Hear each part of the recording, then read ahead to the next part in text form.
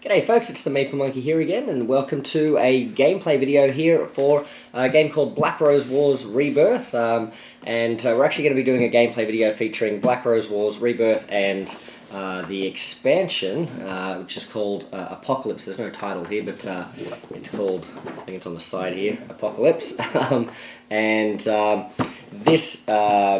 This is sort of like a new version of Black Rose Wars. It's sort of cross-compatible with the old one, but also kind of its own new thing. And this Apocalypse set has a mode in it called Apocalypse Mode, plus it has like a tournament mode as well, which allows you to play a little bit more, I guess, like a streamlined game where there's less sort of deck building, and you can just sort of like play with a single deck. And I thought for a game this sprawling, it might be easier to feature on this channel a gameplay playthrough where we just sort of have the one deck. So I just wanted to put this little disclaimer out as well, though, that this video is going to be pretty rough. It's got I think a fair few mistakes, rules mistakes and that sort of thing. But it's basically, I'm still going to put it up because I think it's going to be hopefully still a good sort of general sort of overview of what the game is like, and you get the feel for how the game plays. So if you're seeing this game, out on the in the wild or on the internet sort of thing, and you thought, oh, is that the sort of game for me? I don't think there's a ton of gameplay out there for it, gameplay videos and that sort of thing. At least that I could see. So I thought this might just be something that might be useful for folks. So it's not going to be a great resource if you want to know exactly how to play and the rules of it, but if you want to get a sense for how does it feel to play, this might give you a good sense. And the other thing too is that we're using in Black Rose Wars Rebirth the avatar mode, so that allows you to play against an automated opponent, so it allows for things like solo mode, but also you can add this avatar mode to a larger player count game, so you can see how the avatar mode works as well, which is a new thing to this system. They did have a mode where you could play against like a bunch of minions, but I think you're lacking on the mage versus mage aspect of the game. So just wanted to put that out there. So please give it a shot if you're interested in this game. Hopefully you can see past the flaws in the actual the presenter, and hopefully the game itself will show through and reveal whether it's something that you are interested in or not, sort of thing. So I'll try my best to sort of edit out any of the sort of technical flaws, like the batteries failing and this and that as well. So look out for those as well.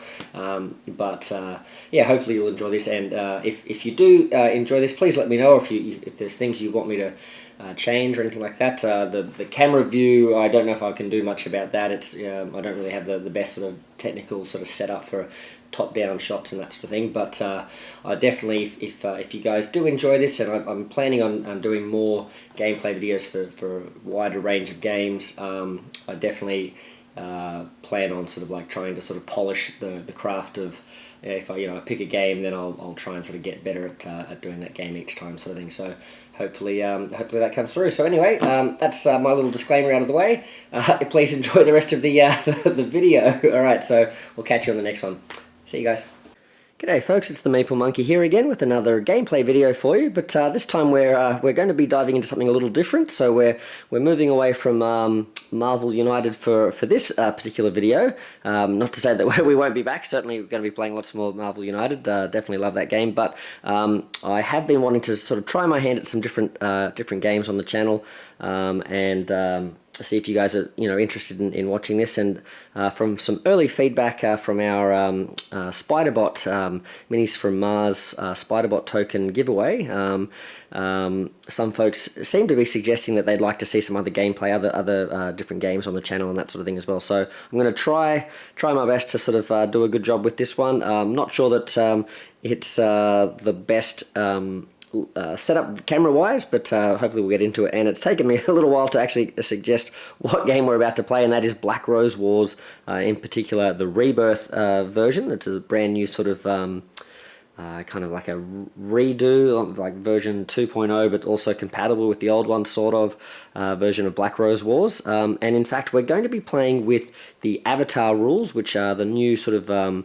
solo mode rules that featured in Black Rose Wars Rebirth, and that helps. That allows you to play against a actual mage rather than just against a bunch of minions in the sort of like the lodge, which is like the big sort of arena that we're battling in. So this is going to be our avatar here. He's actually called the Possessed, which is just the generic name for pick one of the random mages you're not using, and then we're going to sort of possess him with the spirit of the Black Rose, and use him. So you can use any of your bad guys from the base game as the Possessed. And if you guys like this game and you do want to see some more of it, there are lots of other really thematic avatars you can play against as well from different expansions and that sort of thing as well. So that's what we're going to be playing against. And I said we were playing with the avatar, but we're also going to be using a slightly modified version of the rules of this game, which come in the Apocalypse expansion for Black Rose Wars Rebirth, and they give you rules for playing what's called the tournament mode, where you can basically sort of cut out a lot of the deck building sort of stuff during the game. A big part of this game is you have these decks of cards that control your mages sort of battling in this big arena here, and you have these double-ended spells that you can be casting, and they come from a huge range of libraries that you can pick at the beginning of each round. You can draft spells or pick spells from different decks and try and sort of craft the best combo sort of deck that you can. And this version basically sort of allows you to craft your own just single deck of cards rather than a whole library of them. And I think you pick 36 cards. You are pretty much, I think, supposed to pick them between two different schools of magic. So this game features lots of different schools of magic. And so I've chosen here I think this is the Agony deck and the I want to say Technomancy or Techno Jerks. I'm not sure, I forgot. Hold on, I've got the card. Yeah, Technomancy. There we go. The cards there. I should have read it. So the Technomancy deck. So they're sort of all about sort of taking damage yourself to deal damage back to the enemy, and I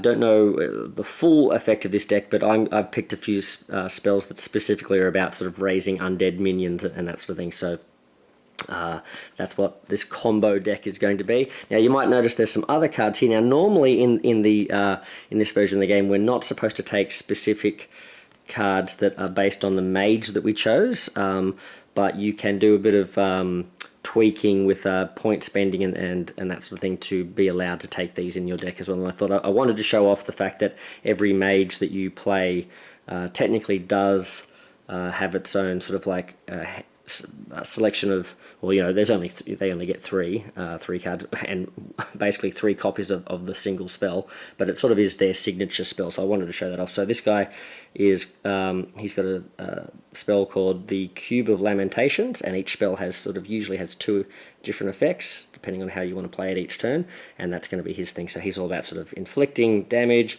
summoning the succubus minions, taking some damage himself. This pain keyword deals damage to himself from the Black Rose, or in this case from the Avatar. So we're going to be letting the Avatar do some damage to us to inflict damage back on the Avatar, but also get to summon a succubus, and then there's other effects here too that we can get, and there's a whole different effect there if we play the other side. So probably getting ahead of myself here trying to explain all that stuff at the moment, but essentially I just wanted to point out that we're just going to be using a single deck here because I wanted to keep the overhead fairly low. It's a pretty big game, so I just wanted to sort of to be able to show this off, just the battling aspect of it. I wanted to sort of cut some of that stuff out. So if that's one of your favorite aspects, is that sort of like, decision making of which deck is going to really start comboing well with the cards that you've got in your hand and that sort of thing. We're not going to be featuring that as much in this one, but that is a major aspect of the base game of Black Rose Wars, or Black Rose Wars Rebirth, I believe. So that's just something to know about going into it. Well, let's get into it. The basic premise is, like we said, we've got these mages that are going to be battling it out across the the arena here, which is called the Lodge. In the center of that arena is the sort of the heart of this building, which is the Black Rose Room. That's going to be worth sort of going to, because we can get really powerful spells from our Forgotten spell deck, which is sort of like a forbidden. It's an area that these spells aren't part of the main sort of deck that we're using, but we can sort of get these really cool big powerful spells if we head here. Otherwise, there's lots of places to sort of battle over, and we'll be getting points every time we sort of knock each other out. And every time you get knocked out, you basically just come straight back, spawn back in your room, and come back in and have some more fighting. So in that sense, it's one of those really fun games where lots of stuff can go wrong, and you can sort of be having all these cool things going on and then completely get smashed by different circumstances, but you just pick yourself back up and get back into it and have a bit of fun. So if you're not worried too much about balance and that sort of thing, it's a really fun game. I think this new version sort of tries to sort of tweak the balance a bit more and make it a little bit less chaotic and crazy, but it's still pretty full on. We'll also be trying to rebuild. You can see, I don't know if you can see that very clearly, but all of these rooms that we see here are all sort of overgrown and ruined, and there's like nature is sort of like overcoming them sort of thing. But on the reverse side of everyone is like a completely built room sort of thing. So we are actually going to be rebuilding the Lodge, because in the first game you were basically fighting in the Lodge and then destroying it, and in this one you start in the ruins and you rebuild it and fix it back up again. So that's what we're going to be doing. So we're going to be running around trying to get the effects of the different rooms to help us cast our spells, to blast the enemy, summoning monsters to attack each other as well and attack each other's monsters, and all the while gaining points. So we're gaining points, like I said, for blasting the enemy, for completing quests, for rebuilding the rooms as well. So they're the sort of the major sort of 3 ways that we're going to be getting points. As we go through the game, we're going to be hitting these different milestones. So we're going to be sort of increasing the, I guess, the power of some of the event decks and the quest decks and the avatar decks as we get through these different phases. So once someone earns enough points to get to the half moon phase, we'll remove our first moon cards and put the half moon cards in. We'll be then hitting the full moon phase, which means we're sort of getting towards end game there. Things are getting more powerful, and once we hit the Black Rose stage here, then that pretty much triggers game end, and we'll tally up sort of all the end game points and see who's come out on top, myself or the avatar.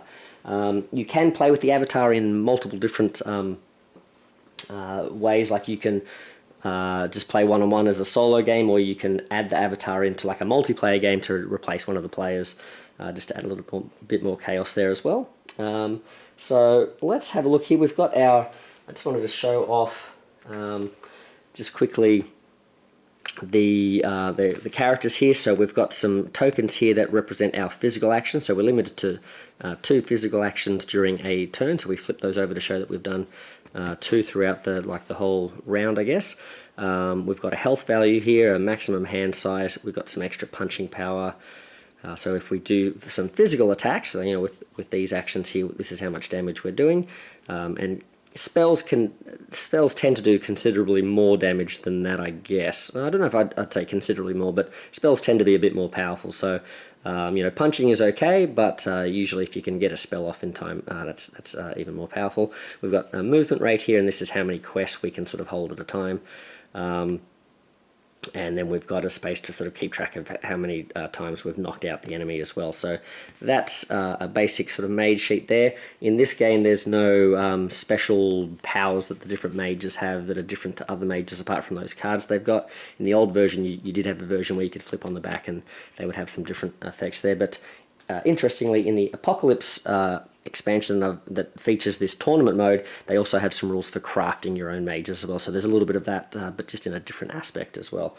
Some folks seem to like it better, some folks seem to not like it as much, but you know, that's for you to explore. And I guess let's just have a quick look at these spells here, see if we can get some different ones, just to give you an idea close up before we get into it of the different types of spells you can get. So you have, let's start with these ones. So you've got your basic sort of spells, which usually are these instant effect spells. So this is a spell that you just play and you get to cast the spell and it does a thing.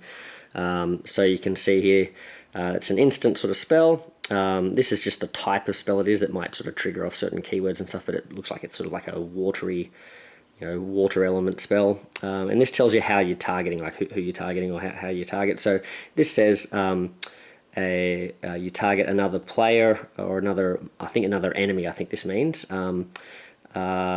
within 2. So that has to be within line of sight. So you basically see in sort of these straight lines around these hexagonal tiles here. So it has to be within a straight line through up to 2 rooms there, and you can target I guess another mage or another minion, and then it will do this effect to that particular person. Then over here, completely different spell.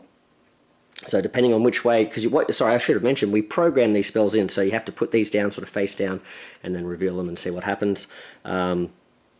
So this one here would be similar, instant spell, but it targets a room instead. So this one, still within 2, but it targets a specific room. So this one would do this effect potentially to the room, or it might do like some sort of damage effect to everyone in the room sort of thing. So, but this targets a specific room, whereas this one targets a particular model. All right, so that's the instant spells, and there's all sorts of different versions of that.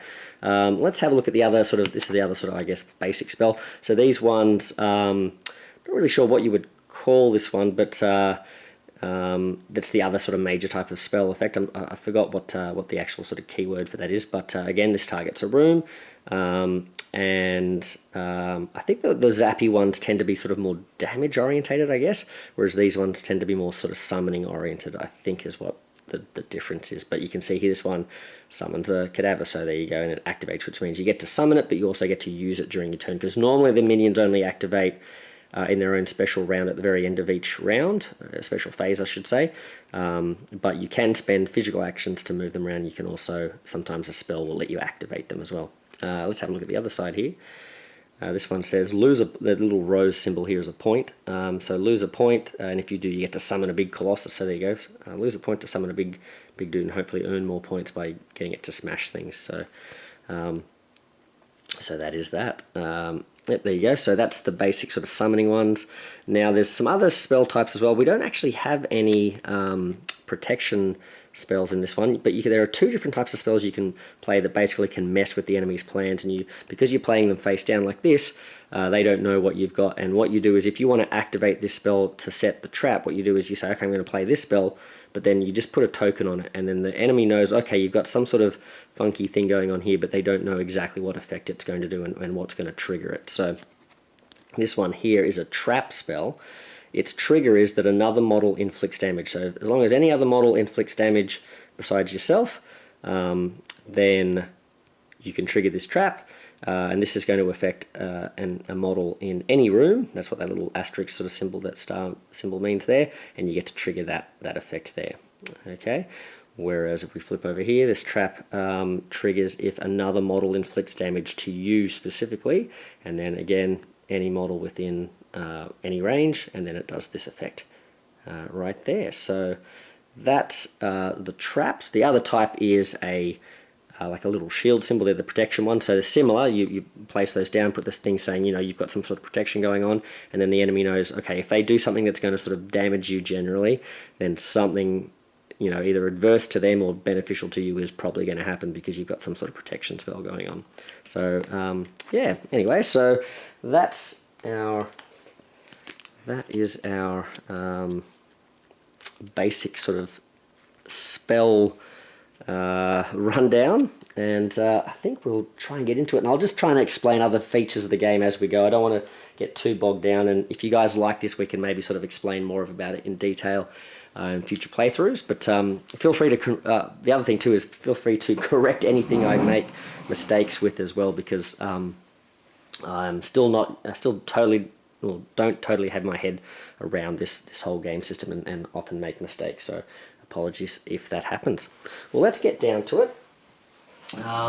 Potentially about to make our first mistake since we're diving into it, but essentially with the setup, what we do is we have our library here, and we draw 7 cards. 1, 2, 3, 4, 5, 6, 7. So let's have a look. We got a bit of a mix here of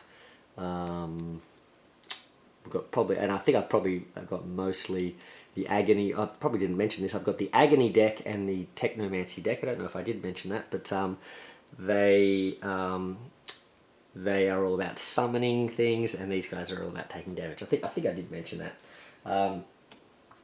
So we've got our 7 cards. We then shuffle these. So this, I believe, is called our library over here, this deck, and it's sort of like our non-active deck. Then we take this. This becomes our grimoire, like our spell book, and it's our little personal deck. We put that over. I don't know if you can see that quite on the camera there, but it goes off to the side of the player board here, and that becomes our draw deck sort of thing here. We've got some space for quests, so as we gain quests throughout the game, this is where we keep those. We can only have up to 2 of those. As we complete the quests, we move them over to this side where they've been completed, but then they're actually not finished yet. Then there's another step which is called solving them, or it might be the other way around, but essentially there's sort of like a 3 states. It's like you put it over here, face down essentially, to show that you've got the quest. Then when you sort of like do the thing you need to do to trigger it, you put it over here, and then there's usually another thing you need to then go and do to trigger that again, and then it becomes scored and you get points for it. I think I want to say at the end of the game. I think you might get some points as you're doing it, and then there's more points at the end or something like that, and you can have as many of those as you like, but you can only ever have 2 over here and 2 over here in those other states, and then once it's completely solved you can have as many of those as you like. So that's that. Now our grimoire, what we do at the very beginning of the game is we're supposed to shuffle that deck, and then we take a 1 card off the top, and it goes into this spot which is our memories. And now I'm remembering what this little symbol over here was. There's a little room over here called the mirror room, and there's another one there's a few over here. These blue rooms, they let us draw cards back from our memories, which is essentially our discard pile. So we've got our draw deck and our discard pile, but they've got fancy names. So that goes over there, and that gets us started. Alright, so we now have the Black Rose. I think it's like either the Black Rose phase or the event phase or whatever it is, but essentially we start out and we're going to be looking here at drawing a card here, and this is going to set up like an event that's going to be ongoing. Sometimes they can be instant, or sometimes they can be ongoing. So we're going to draw this, and I'll just hold that up there so you guys can have a bit of a read of that, and we'll see what happens. Let's see. So Crown of Thorns. Alright, it's got a little crown symbol there. So in a normal game, I think you would swap these over. Again, I'm not sure if you're supposed to swap these back and forth and the avatar sort of becomes first player or not, but in this one, the mage that owns the crown gains a point. Alright, sounds good. We're off to the races. Okay, and by the way, the points, where these breaks are, it's if you earn 6 points, that's the first break. 18 points, that's the next one, and then to end game is if you hit 30 points. So this is the mage that owns the crown, which is us, gains a point. The mage, then the Black Rose, which is the avatar, inflicts 2 damage to that mage. So when we take damage, what happens is we take the little cubes here belonging to that player that's doing the damage. In this case, it's the Black Rose, so it's coloured black, and we put that in our damage track here. So it's done 2 damage to us. And in the multiplayer game, that's how you track, who's done the most damage, and how you distribute the points that way. Inflicts 2 damage to the mage that owns the crown. Okay, so we get a point, we take 2 damage for it. Now, it's then got this effect down the bottom here, which says it doesn't go, if one of these were highlighted, it would go into the track of events, ongoing events there, but that's not highlighted, so it just basically goes straight to the discard pile. And normally, when it comes out of the deck, it will say how many points the Black Rose earned. So the Black Rose is kind of like, besides doing damage to us and that sort of thing, it's also just incrementally earning points through different effects like this throughout the game as well. So, but it's not earning any points from this card because it gets 0 points coming out of the deck and then 0 points going into the discard pile. So that's just going to go straight over there. So there's no ongoing event happening right now. Then we go into I believe this is now the I think that's like the Black Rose phase or something, or the Crown phase, and then there's, I don't know if these are two different things, but then I should have that card out, but then we go into the event phase. So if we don't have events, we're supposed to draw an event if we don't have one. So I'm going to draw this one here, and not event, sorry, quest, I should say. So I'll hold that up there for you. And there's one thing I'm a bit unsure of as to, exactly how you merge these two things together. I'm not sure if officially you're supposed to play the tournament mode, which we're playing from the Apocalypse game, in the Avatar mode, because there's actually a separate deck of I think quest cards or event cards for the Avatar, and a separate set for the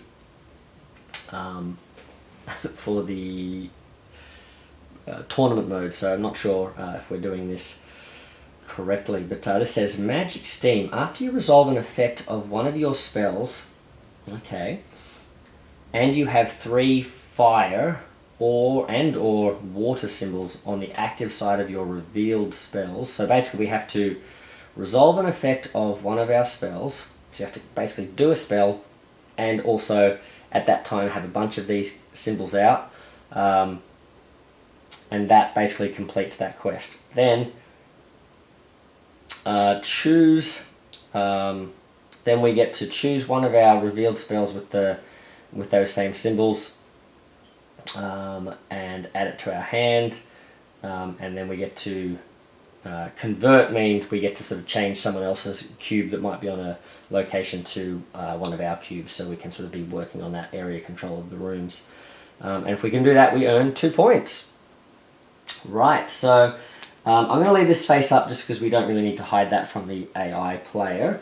But knowing my deck here, or at least thinking I know my deck, which is I don't think there's a lot of water and fire spells in here, that might be quite hard to deal with. So what you can do, I believe, in this event Thorn phase, whatever it's called, I believe you can say, you know what, I'm never going to resolve this, I'm going to get rid of it, and then you're essentially giving the points to the Black Rose. But we might have to do that because I don't know that I've got the right cards for that in my deck. Then we go to this phase here, which is we draw. So I believe we, now I can't remember if we draw now and then we add more to our, I think we do. I think we draw first. So we draw 2. Okay. Hope I'm getting this right. So I've got this card here, which is, just hold that still for a little bit. Apologies, it's sort of upside down as well. But that's Ineluctable Pain and Peak of Agony. I'll hold that one up as well. And if I sort of trigger these things, and maybe I'll just hold them up as well so you can see which side I'm using and that sort of thing as well. But I've got these two. So this one is like an ongoing effect that if I play this, then for the round I inflict 2 to the target each time they gain or lose points, or I can gain a point each time you suffer wounds from the Black Rose. That's pretty handy. And this one is inflict 2 points, and then the Black Rose converts up to 2 damage on your mage sheet, and then I get to take 2 pain from the Black Rose, which sounds bad, but sometimes we can do really powerful effects if we are quite damaged. This one's got a wind and star sort of symbols, wind and star, so neither of those are going to help us with that. Then what we do, I believe, is we draw. So now this is like the phase where we sort of gather more. So we've done our draw phase, now we're also trying to build our deck. And in the tournament rules, there's a mode you can play which is called the Quick Study. So I thought we'd do this just to sort of build up the stuff a bit faster. We draw 2 from here, and 2, so 2 from the library, 2 from our hand, and then we add that to our hand here. We have to remember we've got a maximum hand size of 7. So I've just drawn Liquefy the Pain and Torment. So this one is a trap where if we get defeated we can sort of trigger some sort of effect there. And on the other side, if another mage is defeated, so if the Black Rose gets defeated, I guess we could trigger that. I'm not sure how helpful that's going to be in this situation. You guys might have a bit of a idea if you've read that. And then we've got this. Oh, it's another trap. So we've got 2 traps here. Okay. Get a read of that one. So that one triggers if another model inflicts damage at all, and this one is another model inflicts damage to you. So not as good if it's dealing damage to our minions, but good if it deals damage to us. Okay. And it says another model inflicts. So, like for example, if we suffered some wounds from discarding this card, that's the Black Rose doing the damage to us, not really the model, I think. So that's how I'd interpret that. We wouldn't get to trigger that trap. Okay, and then we've got Graft, which is we can summon a cadaver and add like a little upgrade to it, which is sort of seems to be a bit of a theme of the Technomancy deck, sort of like Techno-Necromancy, I guess. And we've got Protean Genesis, so we can... this is another one where we can summon one of these cadavers. It's not quite as powerful, it doesn't get an upgrade, but we do get to sort of affect the room that we're casting from as well. Alright. Okay, so that's our hand that we've drawn. Now we go into a preparation phase where we're able to play up to 4 spells. I think we have to play at least 2. We have 3 program spots here that have to be triggered in order. So if we play this spell here, we know that's going to get played later in the round. And we also have this special quick spell up here, which can always be played, you know, out of sequence. And also, every turn that we have during the round, we can only ever play 1 spell, except the quick spell is like a bonus spell we get to play as well. Alright, so I'm looking at these, and I don't want to take too long with this, because this is the sort of game that you could get really sort of bogged down in trying to make decisions and that sort of thing. So I think what we'll do, in the interest of having some fun here, I think there's some traps here, and probably a good one to do would be maybe do one... I don't know that we're going to get defeated in 1 round. I mean, maybe we will, but I'm thinking maybe one of these ones where we just take damage. Another model inflicts damage, another model inflicts damage to you. Target that model, inflict 2 damage to the target, and summon a succubus. I think we're going to try that. So I'm going to play that spell. So I think I might put that in my... I don't know, I might put that in my quick spell spot, maybe. And to do that, what I do is I believe I play that effect, that's the one I want, I play that down here, so when I flip it, that's what comes up. So you're supposed to flip sort of vertically like this, so I'm going to put that down there. What I might do...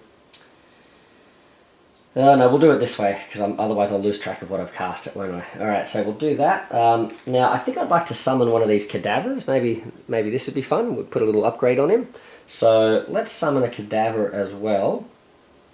Let's put that one down here. Maybe that will be our first spell. Then maybe let's see if we can save that one, maybe that trap for another turn. This one says we could lose a point to summon a Colossus, but we don't. Oh, we've got at least 1 point, so we could lose a point to summon a Colossus, get a big horde out straight away. Or we could inflict a point for each 2 damage on your mage sheet to a different target from the first target. Oh, okay, that's not gonna... Oh, that could be good against minions. Maybe I'll wait till see if he comes out with minions. The other thing is we don't have to play all these spells. It's between 2 and 4, so... I mean, maybe do I do this one? Oh. Inflict 2 to the target each time they gain all those points. So let's have a... Okay, this is interesting. So we could do... inflict damage to them if they gain or lose points. Or gain a point each time you suffer damage from... Ooh, now what do we think is going to happen? Are they going to get a bunch of points this turn and we can deal damage to them? Or are we going to be taking a lot of damage from them and we want to gain points from that? Let's say that they might be doing damage to us. So what I'm going to do is I'm actually going to change this around. I'm going to move that here, I'm going to move that down here. So I'm going to set my trap up early, but I'm going to have that going early as well, I think. I want to have that going from as early as I can in the game, in the turn, in the round. And then let's Don't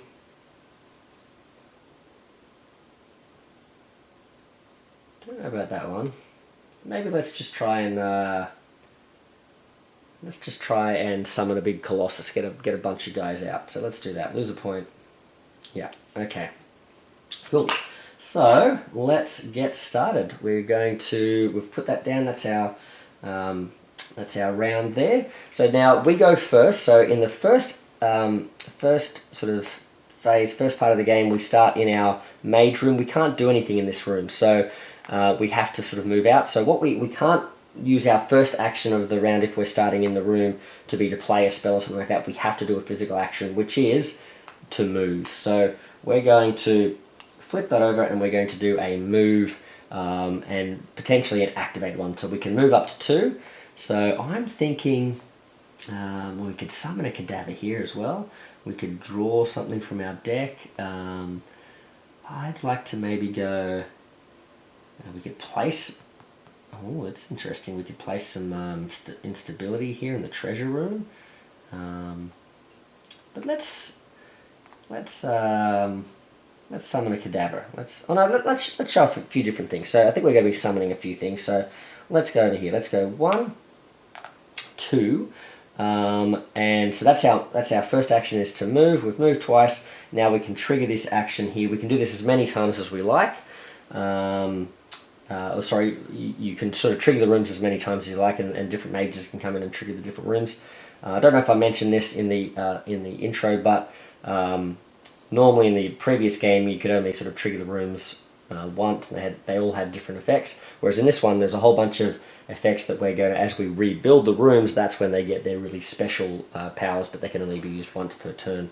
So I'm going to place one of my red cubes. It says in room within 1, within line of sight within 1, so it's basically these 3 rooms here, or this one I believe. I can place this down. So I think I might place one of my cubes in here, because I only need 4 to rebuild this room, and then I can get some points. It's not worth a lot of points, but it might be something worth doing here. So I can place some instability in here, and then I'm thinking if I'm playing spells from in here, then maybe some of those might have instability on them, and I can do that. So I can't remember if I've got instability. You are allowed to check these, whenever you like, but I'm not going to worry too much about that. So that's my first action. So I've done an action. That's it. That's my turn. Now the avatar, the Black Rose, they are going to, or the possessed, as they're called. I haven't talked a lot about them, but they move 2. They punch for 2, just like me. They have 12 hit points. I've only got 11. And they have also this sequence of targeting here. So on their cards, they're going to have different things, and depending on what their thing tells them to do, they might use a different priority list here of who they're targeting. But essentially, we use this deck here to tell what they're doing. So I'm going to take this card. I'm going to flip it over, and we'll see what they do for the first activation. Now, oh, sorry, my apologies. No, that's not what they do. You guys know what that is, but I do not. Sorry, when they act, they're a bit like us. When they first activate, they're going to go straight to the Black Rose room. That's their special rule. It's called Dominion, and it's like a little keyword there, and in the book it tells you that when they are stuck in their sort of cell room and they have to come out, they go straight to the Black Rose room. So they're coming straight into the center. That way we can get stuck straight into battle with them as well. All right. Now, so now we go to our next action.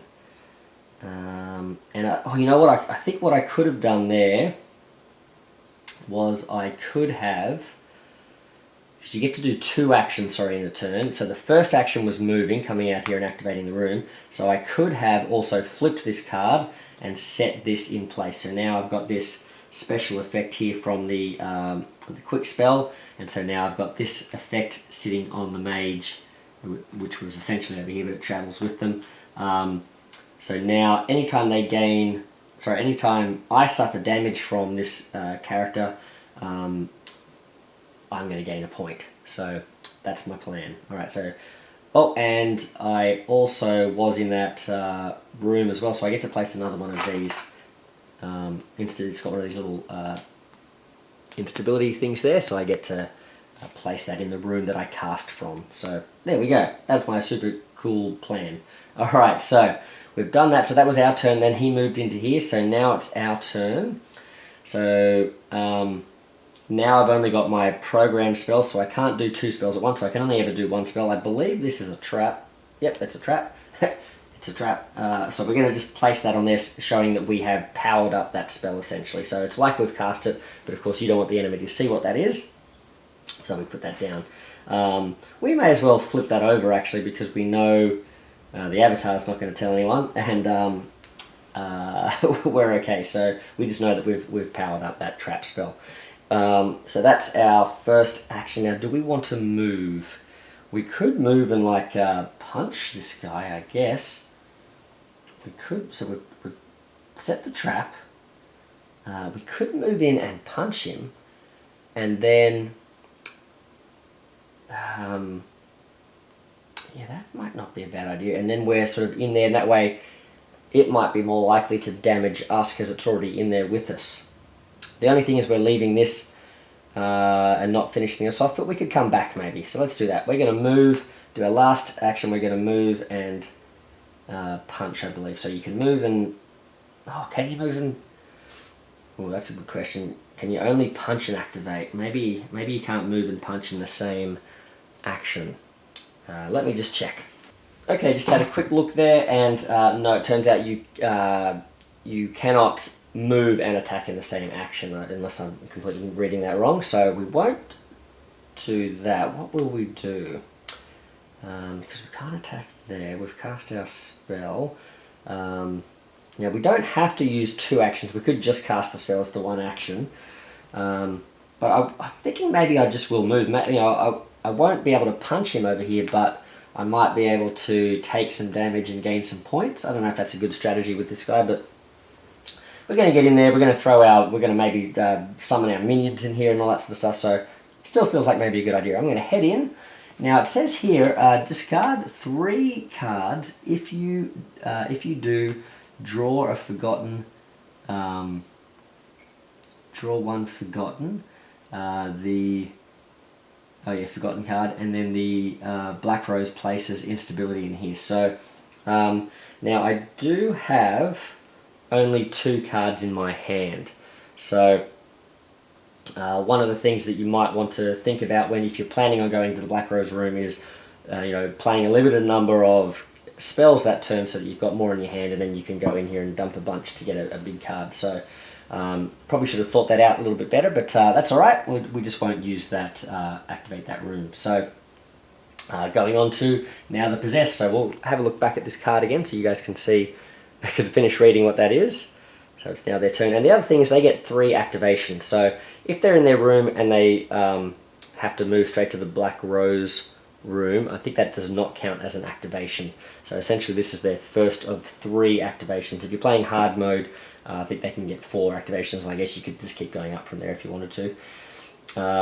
So they're going to do, they need to be within range 2. They're certainly within range 2. They are going to deal some damage on me. They're going to inflict 3 damage, and they're going to draw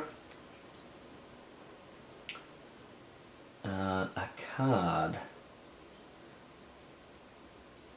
No, sorry, they're going to inflict 3 damage, and then, sorry, yep, and then they're going to get to draw another one of these. So they inflict 3 damage on me, so I've already got, I'm up to 5 damage already. But we do have, I gain a point each time you suffer damage from the Black Rose. Now, I'm going to interpret that as I've suffered damage, so I get 1 point. I haven't, not for each point that I get. I could be wrong there. Maybe I'm supposed to get a whole bunch, but I think it's just 1. So I've got a point for that. So I'm gaining a point because I suffered damage. And then it says here, another model inflicts damage. That's happening now. So I release this trap here. It says target that model, and it can be any target anywhere. Target that model, inflict 2 damage to the target. So I get to inflict some damage onto the Black Rose. Okay, onto the Possessed. And now I get to summon a Succubus. So I'm going to grab a Succubus model and put a little red base on there to show that this succubus belongs to me. And there's a little symbol there showing that it's the first one. I can summon up to 3 creatures. There we go. Haha, now we've got you surrounded. Okay. And I'm going to grab this card here from the monster deck over here, and this is what the succubus does. So I'll just hold that up there. You can see I think they have 3 health, I think.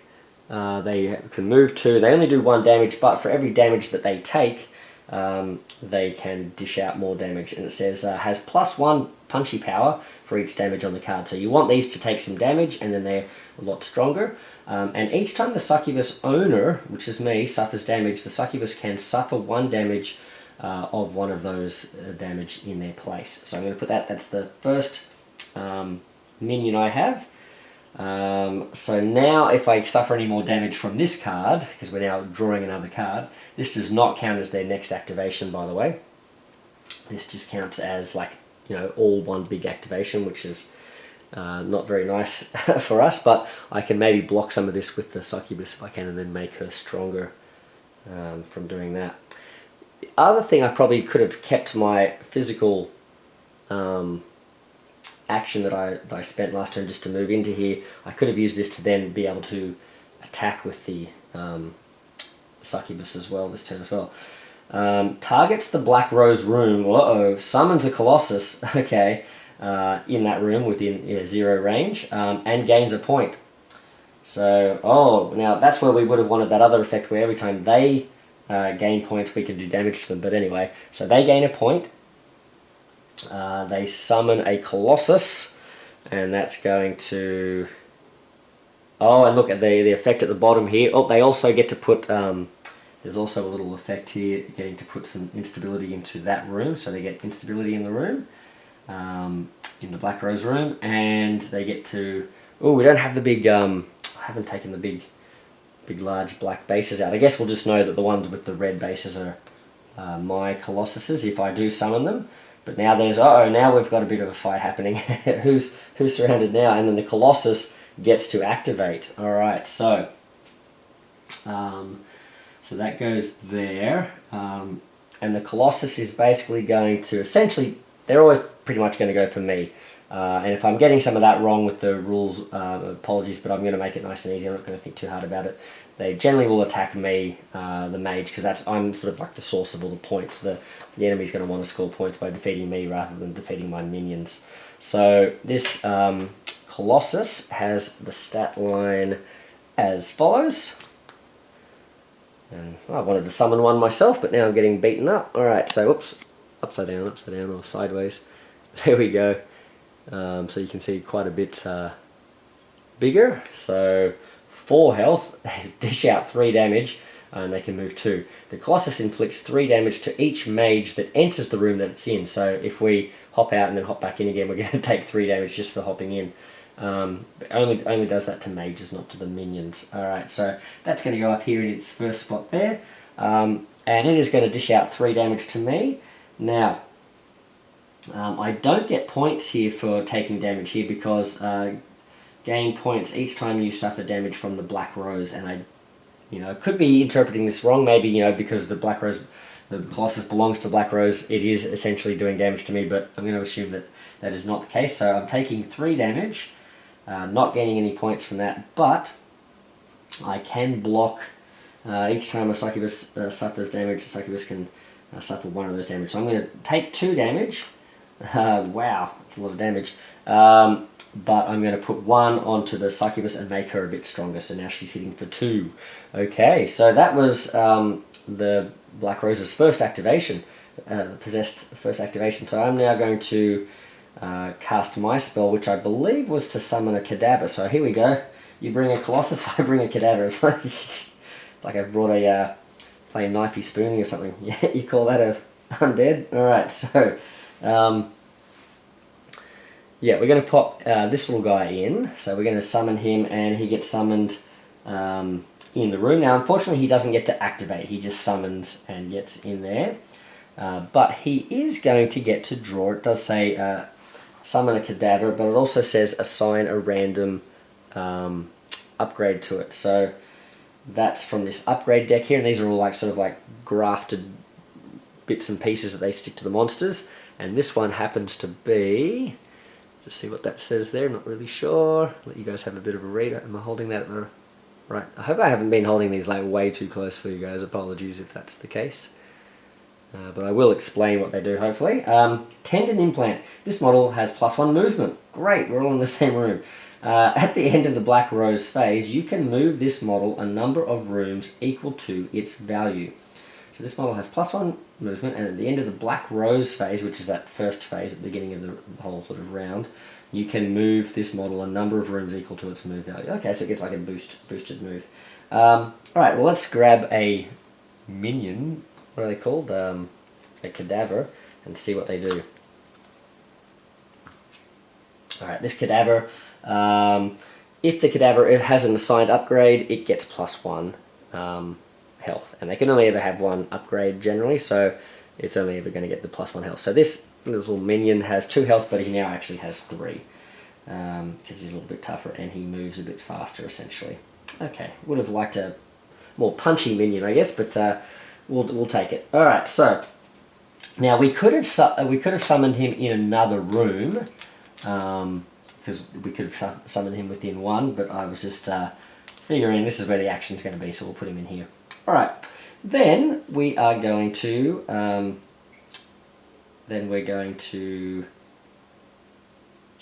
no, we're not going to play that because we've only done the one action. Now we can't play our second action because we've got all our physical actions done. We've played one spell. We can only play one spell at a time apart from the quick spell. So our turn is done. We go to the Possessed. Alright, the Possessed is going to do this for their second activation, I believe. Alright, what are they up to? Hopefully nothing bad. It moves towards a mage. Easy. Then there's no instability here, but then it's going to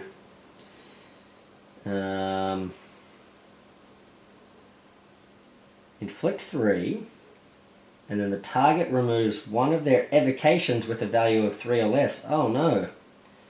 Uh-oh. Alright, well, let's see what we can do here. So, we get damage for 3.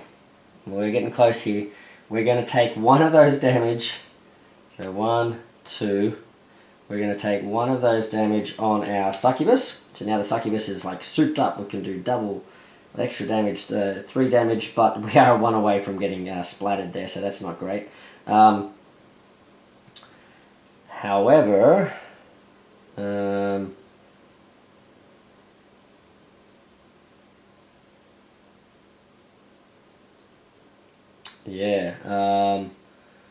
we do get some points here. We're going to get a point for taking some damage there. So we've got some points there.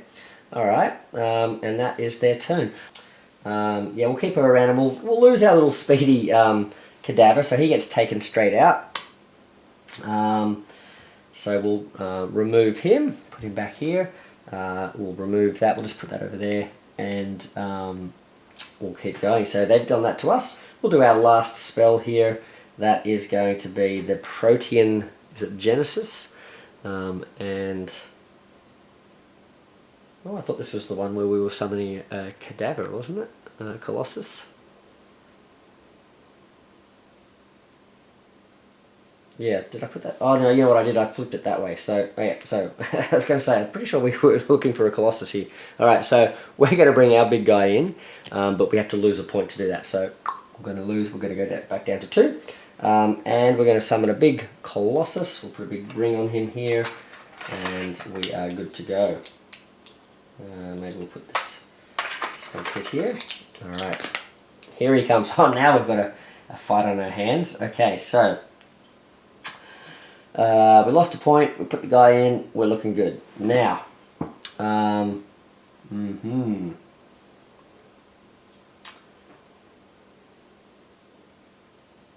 Now, it's their last activation. Oh, now this is interesting. They have a little, this card, we knew that this card sitting here had some sort of shield effect. So if we'd done damage to them, they would have triggered some sort of an effect there. So that's how they get their traps and shielding things there, sort of built in, baked into the deck here.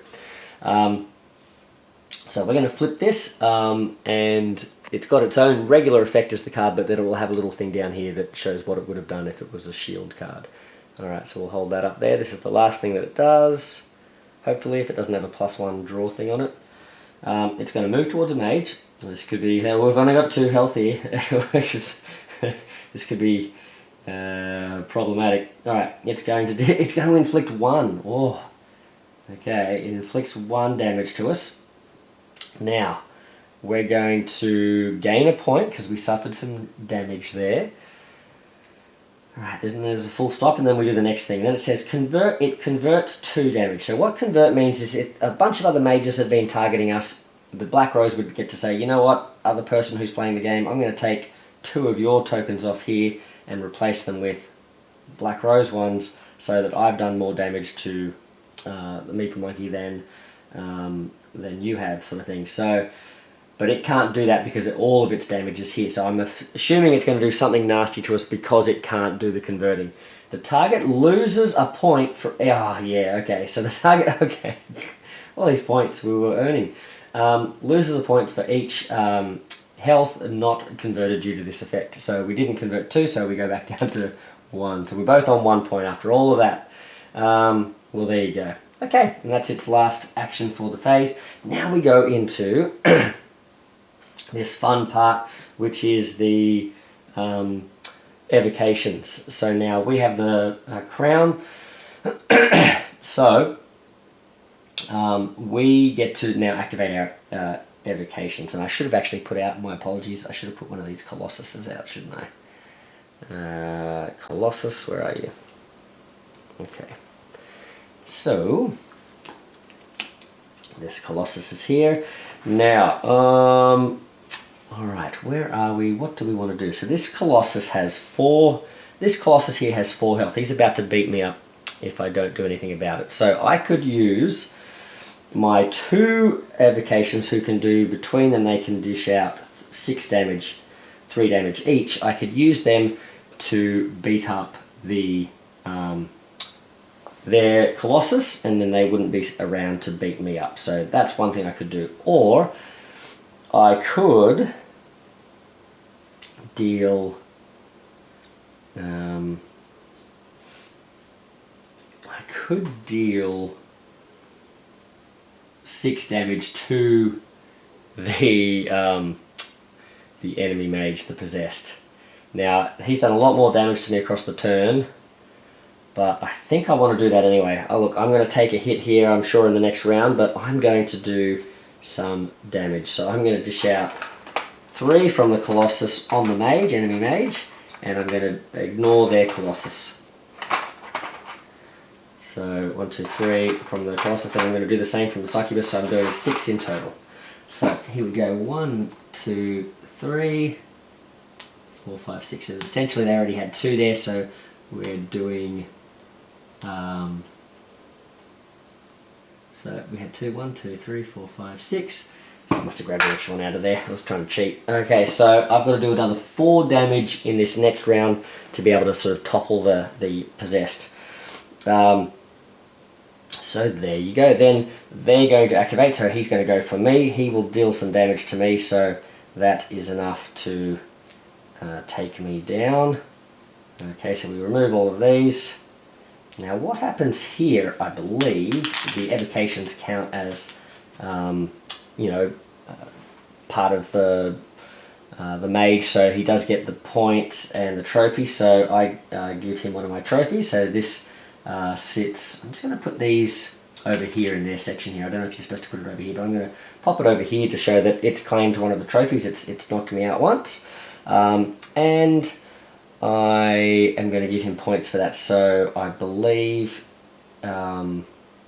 it's 5 points for every time you knock out the enemy, if you're the sole person that knocks them out. It might be 4 and then you get +1 if you're the sole person doing it or something like that, so I think it's 5. So 1, 2, 3, 4 and 5. So we have hit the half moon phase, so we're going to get rid of that, which means we now put the half moon phase of cards in, so we'll just get rid of these. I'm not exactly sure the sequence of what you're supposed to do with, if you're supposed to leave those possessed things still then just put these underneath or whatever it might be. But I'm just going to shuffle these up. Just the new set of cards here, and we'll put these on top of the stack there. We'll do the same for the events. So I'll get rid of that. Alright. Got some new events now, and we'll do the same with the quests. So we'll get rid of this quest. Pop that over there. Shuffle these up. And put this down. Now, let's have a look at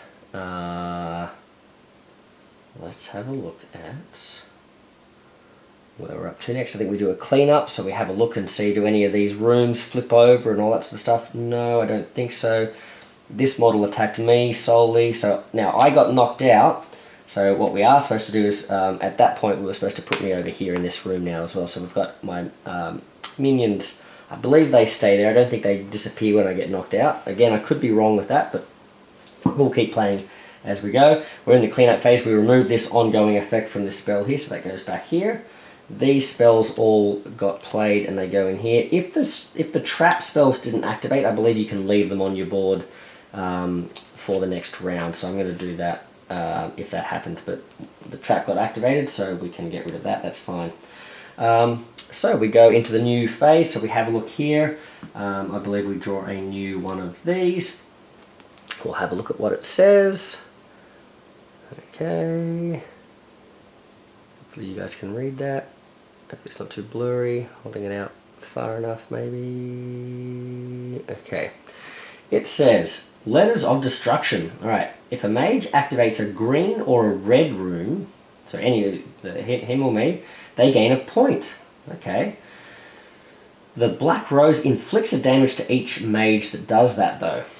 Right, okay, so we can take some damage to just gain some points, and then this just goes into the center. So this one goes into the center. It gives no points when it comes out, like now, and it gives no points when this one disappears, but it sits there, and so it will probably last for a turn or two, and then go away. So that red rooms and green rooms can get us points, but become a bit dangerous for us. Okay, so that's happened there. I'm now going to, I believe this is how this works, I'm going to get rid of this card, giving them, I think this is how this works, giving them 2 points.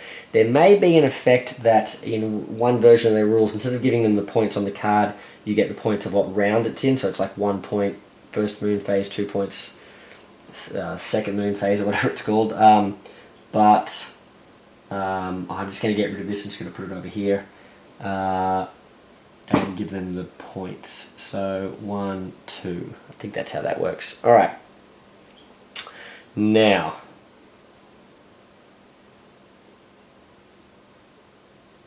I think I'm drawing 2 cards. 1 and 2.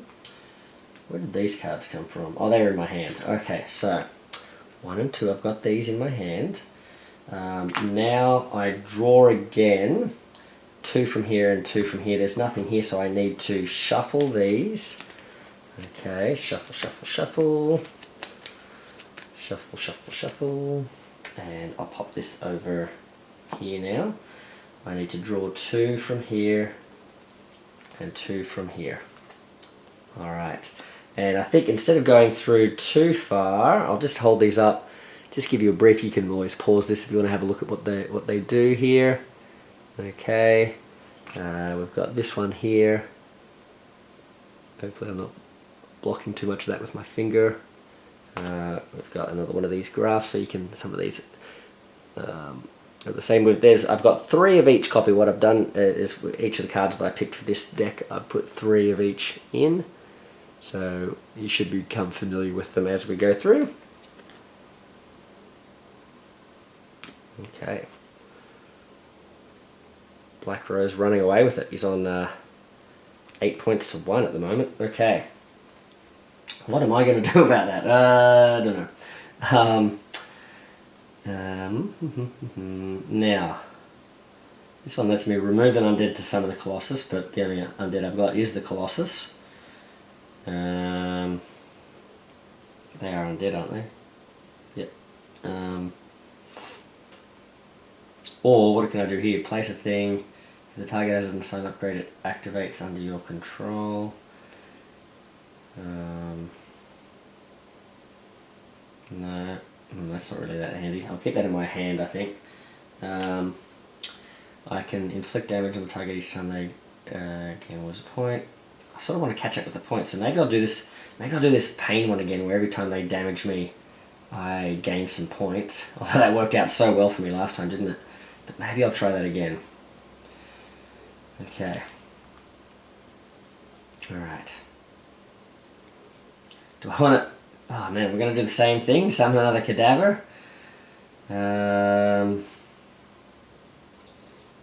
Boy, oh boy, I wish they hadn't finished me off, because I could have inflicted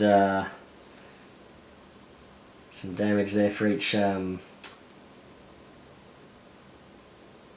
that I had.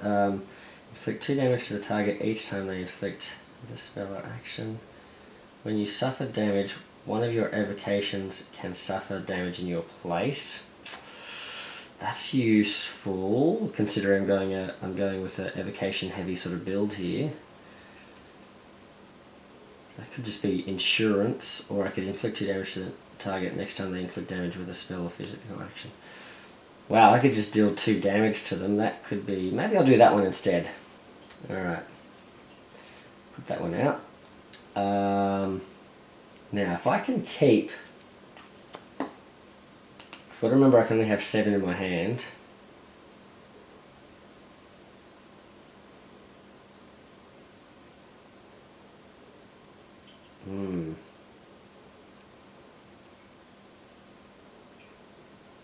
How do I have this many cards? Is this right? I feel like I've done something wrong here. But...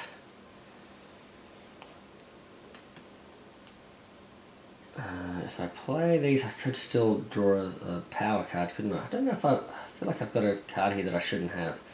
Man, that defeated one would have been good. Another mage is defeated. Peak of Agony.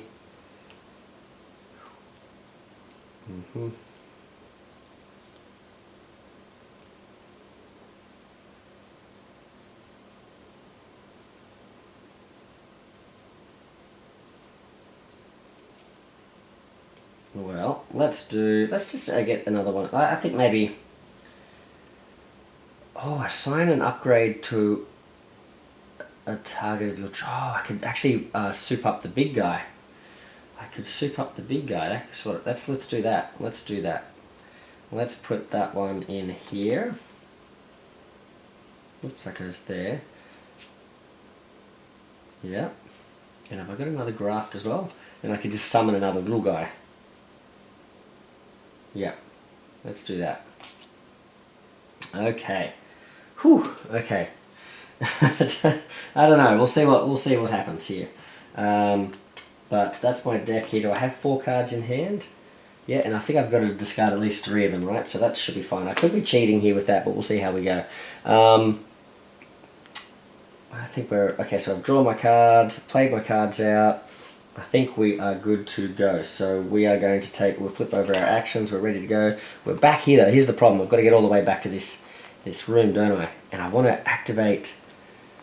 Oh, I could move and activate. Oh, but I'm not... Yeah. What do I want to do? Green and... Oh. Well, man, am I going to do the same thing? Let's have a look at this. I could go 1, 2... for my first action. And then... is this... If the mage activates a green or a red room, they gain a point. Yeah, let's do this. Okay. So... We're moving in, we're going to activate the room. So move and activate is our first action here. That gets me put one of these in here. I get to gain a point, but he gets to do a damage to me. Okay.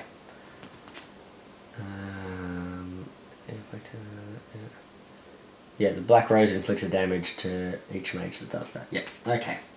Then I'm going to trigger... Now, what spell do I want to trigger? This one where I suffer damage, your evocations can suffer that in my place. Or gain a point each time you suffer damage. I think I want to do this one, so I'm going to flip this one over. And the good news is now I get to place my last one there. So now this is going to, we know in the cleanup phase, this is going to flip over and become a nice room as well. So I've done that.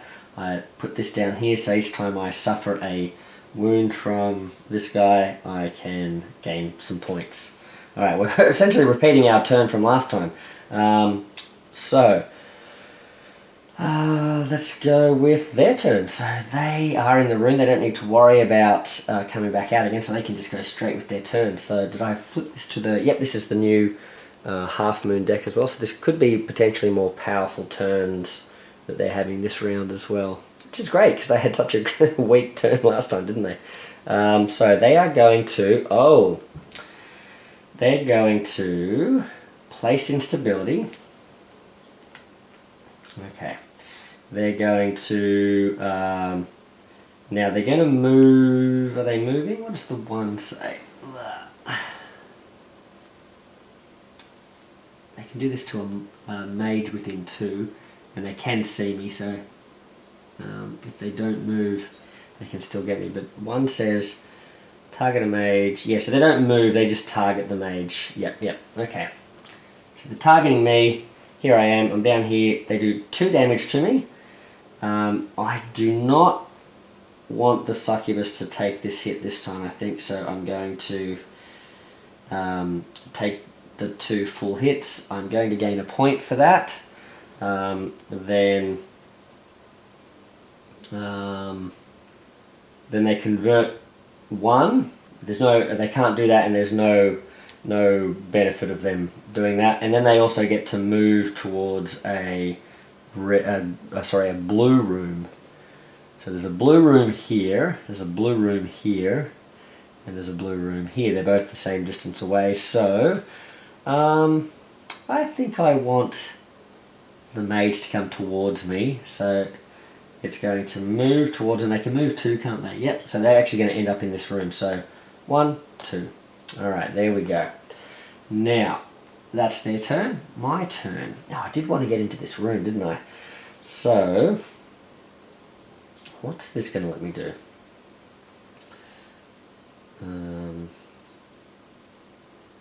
Well, if I play this one this turn, it's got a instability, and if I stay in this room and play this, it's not going to be that great. So I think what I might do is I'm going to move.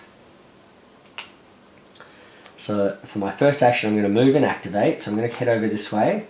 I'm going to activate the Black Rose room. I'm going to discard 3 cards out of my hand. I think I'll get rid of maybe these 3. Discard, they go into my memories over here. And that's going to let me grab a special super card, and then the Black Rose gets to place another one of these in here, but I'm going to get to place one too because my spell, or I haven't cast that spell yet, so I'm not going to do that yet. But let's have a look at what our special card does here. So we've got this funky card here. This looks like it might be from the original game. So this says we can summon the Infamy of Crete, which is a big giant monster in the target room, and then he may act immediately. Or we can... Oh, we've got water here. We got rid of that. This is a water spell. We could have used it. Choose 2 rooms adjacent to the target room, and the target room can be anywhere, other than the throne room and the Black Rose room, and immediately destroy them, taking their tokens. Okay, so this is one of those situations where it's like, okay, well, this is from the game where you were trying to destroy the rooms. So, how would this take effect? Would this... essentially, do you sort of just play this? I think it's one of those things with your house rule, alright? Do you just, okay, this is just a not very useful card in this particular version of the game?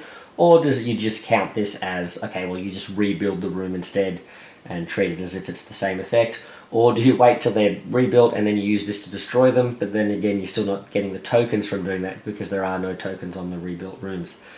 Interesting, but I would imagine if this card comes back up again, we will probably try and summon a giant monster of Crete. So, probably a bit of a moot point.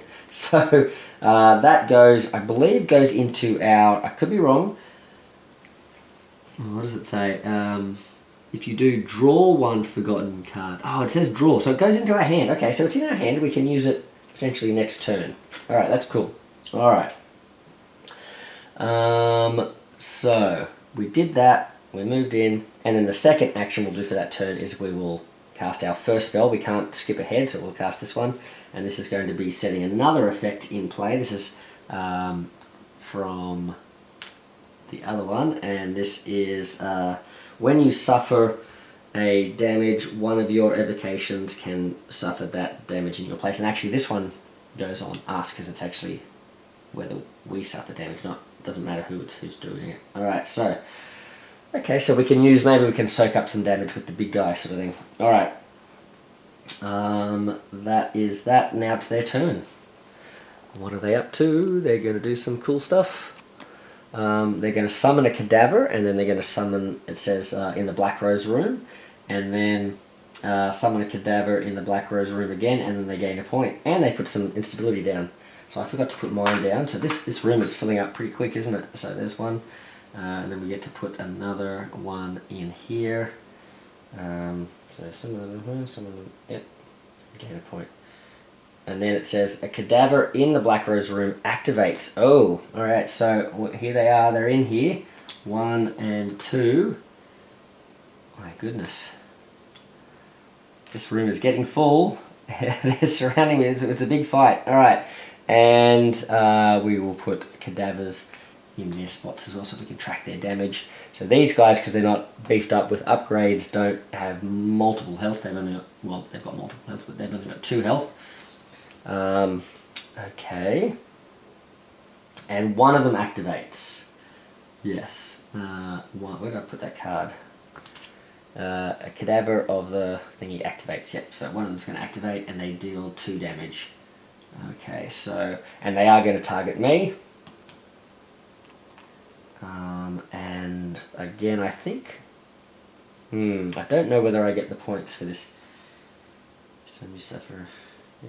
Well, from the Black Rose. I don't know that that counts as the Black Rose, so I'm going to say no. Alright, so I don't get points for that. And then it is time for... time for me to cast my next spell. So assign an upgrade of your choice to the target. Here we go. Let's give an upgrade to the big guy. Alright, so he's going to get regenerating Ichor. I'm not sure how to pronounce that word. But when this model is about to suffer wounds, it ignores 1 damage of that. Oh, I wonder if we can use that to block damage with this. Assign a... No, what's this one? When you suffer damage, your evocation can suffer that in your place. Oh, interesting. Now, I should have actually, I forgot that I could have blocked some damage with this guy in that turn when they attacked me. And definitely would have been a good idea, because now if I can sort of just keep him alive with this, it would have been good to sort of deal some damage to him, but I didn't know that, I forgot to do it, so we'll just keep going from there. It's a bummer. Now,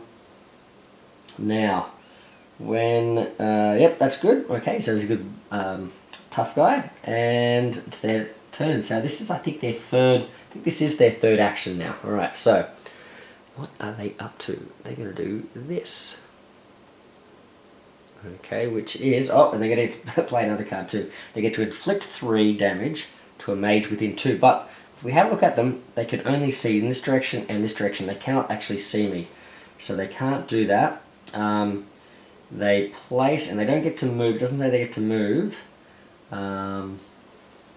So yeah, they target a room, can't affect us. They get to place instability in the room that they're in.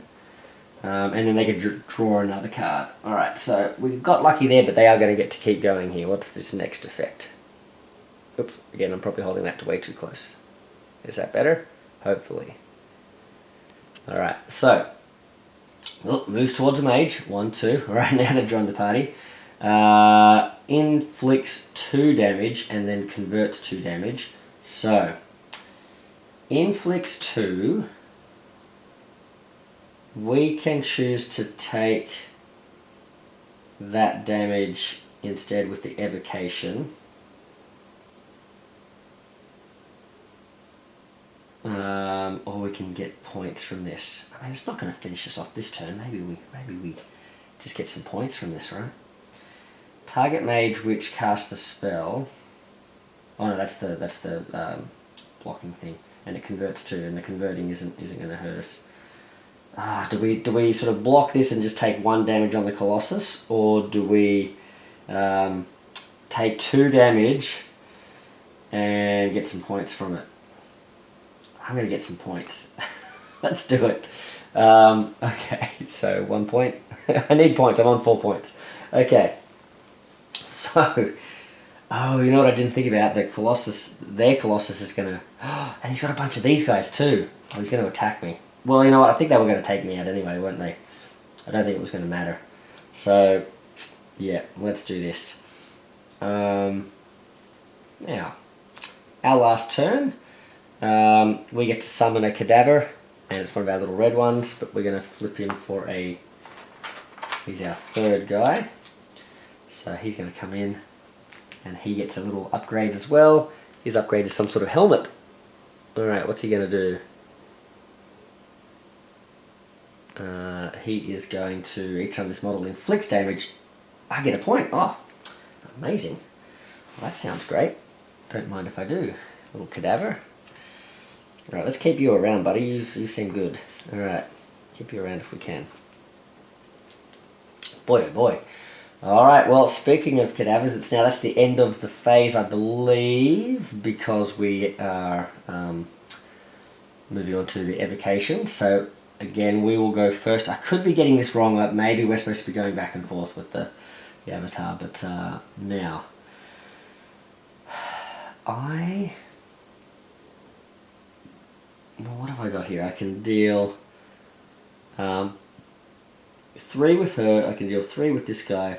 This guy can deal 2. And we need to do 4 damage there to take out the big guy. So these guys have got 2 health each. So I guess this guy's got 4. I guess we can take one of these guys out.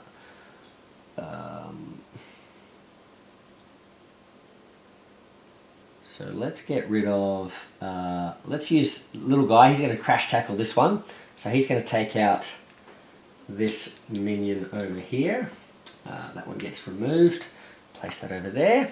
And we will then get a point for that. Okay, and then we'll do 6 damage with our other 2 monsters to attack the last mage who ran into this room for some reason. Decided to get hit by a bunch of monsters, and we won't bother putting the things on there because we know that's going to be enough. So we'll do 3 damage with one of the monsters and then 3 with the next one. So that is going to take out the Black Rose avatar, the possessed. So we'll take one of these trophies as well. Now we have 1 each, but we're about to give another one away, I think. So I'll just remove these. We'll just put them nearby. Okay. There we go. So we'll take them out. We get 5 points for that. 1, 2, 3, 4, 5. We're up to 10. Okay, and that is the... that's their turn, and then the baddies get to attack. So now we've got a little guy that's dishing out 2 damage and another guy that's dishing out 3 damage, so it's 5 in total. So they're going to do enough. They've got 1, 2, 3, 4, so it would have been enough anyway. So they are stomping on my mage. So this mage is going to get sent back to his room. We get sent back to our room, and these guys are having a big party in here. Okay, and we can get rid of this now because we know that's going to end soon.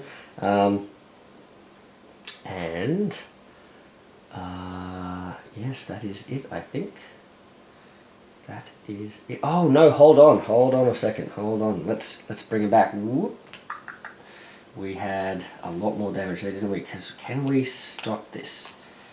Can we block some of this and keep our big guy alive? That's the question. Can we keep him alive and also keep ourselves alive? Alright, so let's check it out. Let's give him, because we're about to give him another one of these, weren't we? But let's check it out. So, because we can take The little guy attacks us. No, it's supposed to start from here. So he's going to attack us. He's going to deal 3 damage. We can take 3 damage. He's going to take our one's going to take 2 damage. So 1 and 2. Then he basically tanks that hit, and then the next guy is going to deal 2 damage, we'll block it on this guy again. He's going to take 1 damage, so he's got one health left, and we've kept our mage alive, so that's pretty good. We're happy with that. Alright, yes, okay, let's flip it over, put these back over here. Hopefully I won't mess this part up again, because I don't know what I did. I think I ended up with more cards than I should have. Maybe not. Maybe not. Okay, so that is that. So they didn't quite knock us over to get the extra 5 points there. However, what we do get to do is we get to flip this over. This now becomes the treasure room, and we'll put this away. And this now has a special effect. It's a green room, so we're looking for a green thing here. Zen Garden. No. No. One of these ones here. Green. Life Fountain.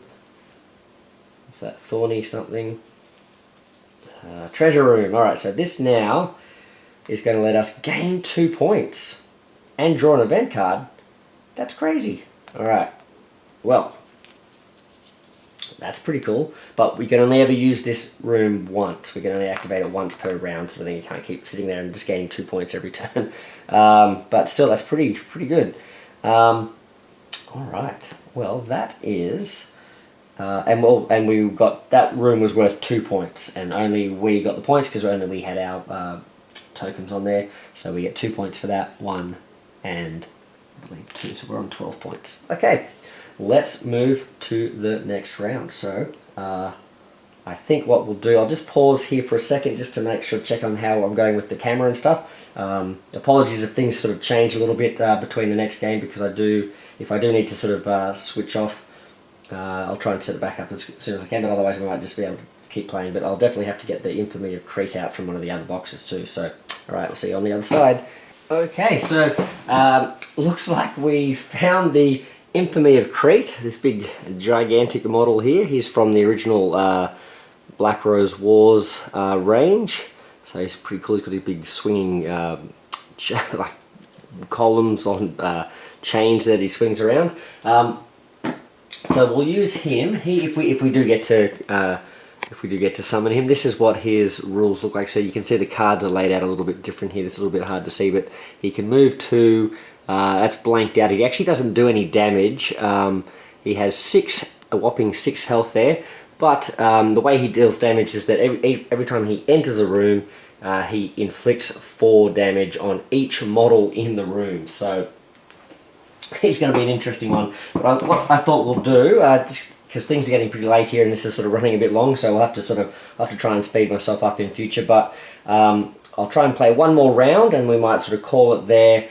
And I will hopefully do a part 2 of this video, and we'll continue from where we're up to. We'll see how we go. Otherwise, I mean, who knows, maybe the Black Rose or one of us will skip ahead and get a whole bunch of points this round, but I don't think so. So let's get into it. So we need to start the new round. I think we've done all the cleanup that we needed to do. So let's do our event phase. So let's have a look here.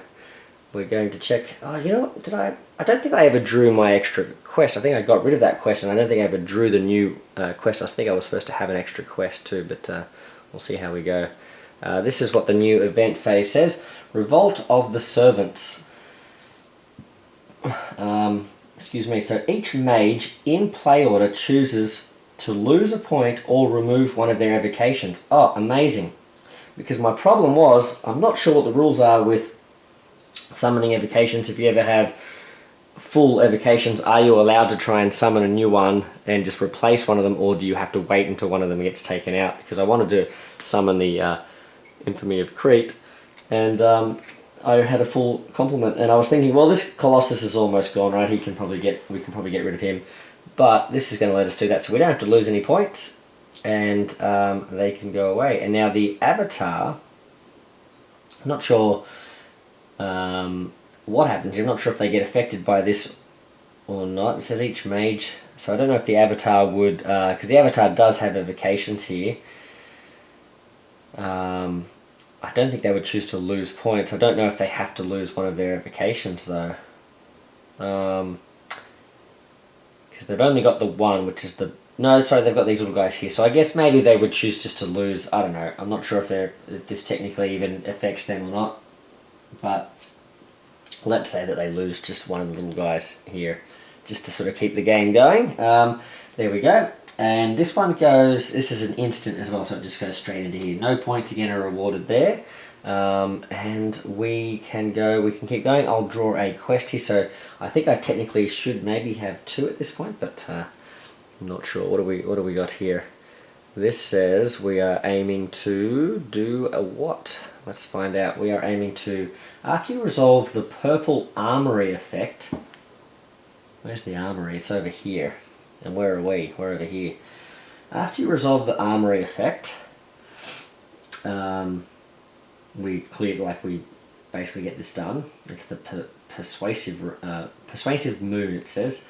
We basically activate this, and then we need to inflict 1 damage to each model in the lodge. What? Inflict 1 damage... Oh, I can just choose to trigger that, inflict 1 damage to each model in the lodge, and then I get 2 points. Yeah, I solved it. Okay. Alright, well let's try that, I guess. We need to lose... No, we didn't need to lose anyone. We didn't lose a point. That's all good. And, oh sorry, yeah, we did, didn't we? Yeah, we wanted to lose the Colossus. Or do we want to lose the Succubus? Let's lose the Succubus, I guess. Because I like the Colossus because he's big and cool. Cool looking. Alright, so... And he technically could block some more damage for us rather than the Succubus probably can't block that much more. Alright, so... yeah, we had to lose that. Now, we've done that. I think we are good with that. So I think we're up to drawing 2 cards here. So we draw 2 cards in our turn. I think I'm getting this right. So we're drawing 2 cards to our hand. So now we have 4. I feel like what I'm getting wrong here is that I shouldn't be drawing 2 and then drawing 2 and 2.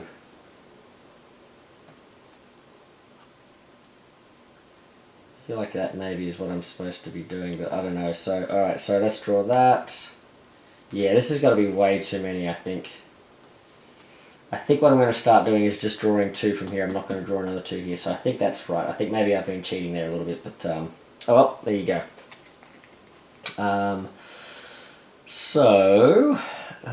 Let's see, Heart of Ice, Nefarious Evolution. So we've got Heart of Ice, okay. We have Nefarious Evolution, I think that's what that says. We've got, we've seen this Protean Genesis and Torment. I don't know if we've seen Torment before, but that's what we've drawn as well. And we also know that we've got our Infamy of Crete, so we definitely want that, don't we?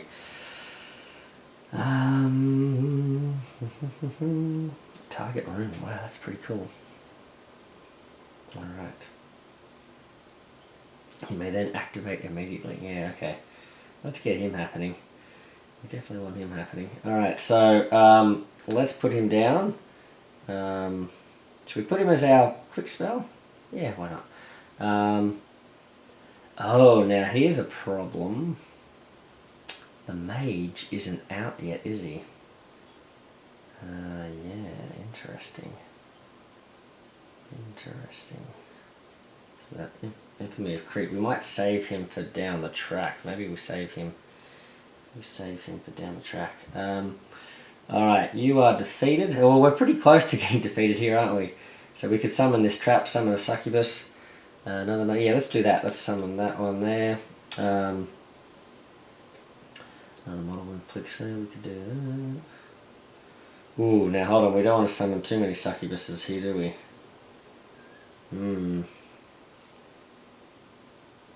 Remove one of your undead. If you do, summon a Colossus in a spot. Oh, we could like basically get a new Colossus.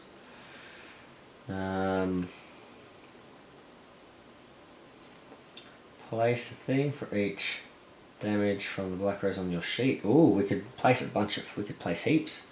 We could place 4.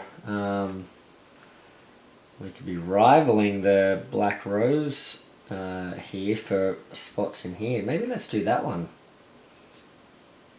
Yeah.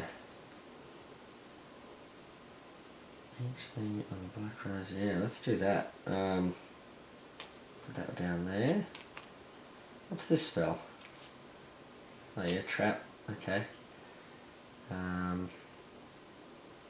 What else do we want to do? Remove one of your undead. Place a thing in a target. If the target has an assigned upgrade, it activates under your control. Oh, we can get the... Yeah, let's do that. We can basically activate... I think it's going to let us activate our Colossus and also put more stuff down in that room. Let's maybe put that there. And... maybe we can keep ourselves alive long enough that this trap one can come in later. Let's try that. Okay, otherwise we might have played that in the wrong order. Alright, let's give that a shot. We needed to get over here too. We've got to make sure we get to the purple room. But I'm thinking even if we get defeated, we can maybe then step into the purple room, so that could still work. Okay, so, our turn. So I want to... I think that's right, our turn. Yep, I think we're looking good. So let's... activate. What was this one?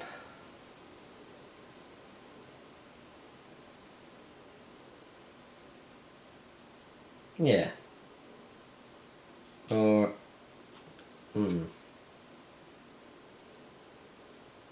let's trigger this spell here first. All right. So we're going to place. It says place instability in the in a room within 2 for each assigned. Each damage assigned on the mage sheet. So we can do this in any room we want within 2. So we're going to do it here. 1, 2, 3. Oh, look at this. And 4. Amazing. Okay. And that's that spell. Now, do we do this now? Place instability in the room. And then... because I'm thinking we could get him to activate, and then he's going to deal damage to this guy.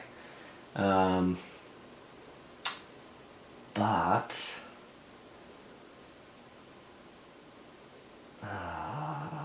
yeah, let's do it. All right, so I'm going to place. So I should be showing this. I don't think I've actually shown this card off enough, but I'm going to place that last instability in the room within 0, which is where I am. Then I'm going to get to, and I have to target that. I'm essentially not targeting the room, I'm targeting an evocation. So I'm going to target that evocation, and if the target has an assigned upgrade, which it does, it can activate. So I'm going to activate him. Interestingly, I think you could use this to like activate other people's models and stuff as well. But I'm going to get him to dish out 3 damage onto this creature here, but I think he's got 4 health, so he's actually not taken out yet, but at least we've got him underway. I was just thinking, you know, it would have been, maybe I could have saved that and done it once the Black Rose arrived there. Maybe that would have been better, but I wanted to... Oh, this is anyone... Oh, no, you know what? Let's not do that. Let's not do that. Because I can target an evocation anywhere. So I actually want to use my movement. I'm going to move over here. 1... So I'm not going to place that one in. Just hopefully the Black Rose won't put an extra one out there, but still. 1... I'm going to go to this... Oh, I can go to this purple room here. Oh no, I have to go to the armory, don't I? Specifically the armory. So I'm going to go 1, 2 with my movement. I'm going to activate the armory. After you resolve the armory... Oh! Interesting. Alright, so activate the armory. That flips that over to here. What's the armory say? Draw a thing from your deck. So I just get to draw this into my hand. So now I have another inelectable pain there as well. Okay, and then I get to do that, and now I can trigger this. Inflict 1 damage to each model in the lodge. I think I'm going to hold off. I don't want to do that just yet. And I'm not triggering that spell. That's right, I didn't want to trigger that one. I just gotta hope that this guy stays alive. I guess I could target it on this guy because he's got an upgrade as well. Alright, so that is that. His turn, what's he up to? He's going to do some interesting stuff. I got to remember I don't have that spell out that I'm going to get points every time I get hit this time. So that's dried up that well. This says he's going to... Oh... No, sorry, he's not doing that, is he? Sorry, my apologies. Good thing I didn't read that, but we'll read it carefully. But he's just going to move straight to here. Alright, now it's our turn. So this is where I think I want to do this instead. So I want to play this one. I'm going to... Or do I want to play this first? No, he's only got 1 wound. Oh no, he can ignore that actually, yeah. So yeah, I will play this. So I'm going to play this. I'm going to ignore that damage on him. He does... This little guy takes a wound though, so we'll just put 1 on here. I take a wound. I guess it's... Now this says inflicted damage to each model in the lodge. There's a rule that says you can't damage yourself, so I don't know if maybe I don't even take the damage. I don't think the Black Rose is causing damage to me, so I think I can ignore that. To each model in the lodge. That's one of these weird ones. It's like, well, is that supposed to hit everyone? I don't know. Maybe I don't. So maybe it's each other model in the lodge. I could totally be cheating here with that, but I think that's how that works. So I'm going to do 1 damage to that guy there. I'm going to do 1 damage to the Black Rose as well. Okay. Now, do I want to then trigger this spell? This is where I get to finish off the room, and now I can now do that 3 damage because I can activate this guy and attack him, and he's now got 1 wound already, and that's where I can trigger that. Also, I'm getting 2 points, 1, 2 for completing this, I believe. I don't think that's end game points. I think I just get that. So that's now scored. And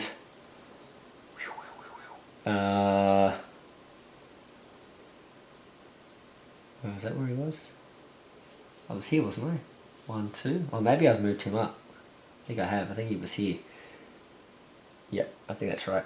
Okay, so 1, 2, and so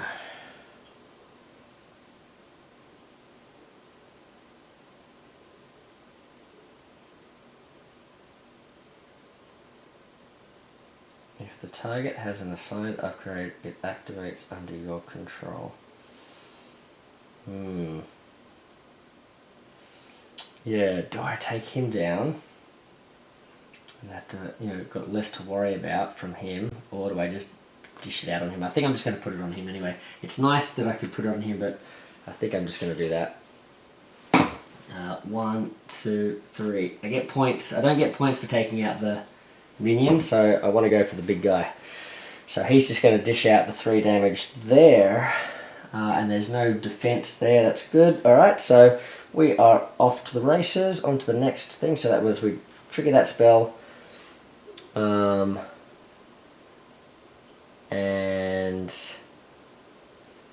do we want to trigger this one?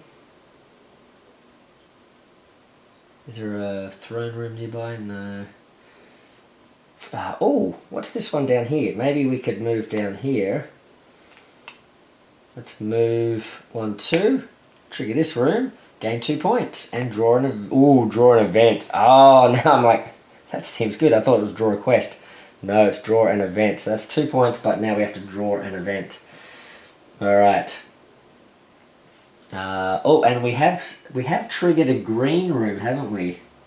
So the green room still gives us another point, but we take a damage from the Black Rose. Uh-oh. Each mage with less points than the Black Rose gains a point. Uh-oh.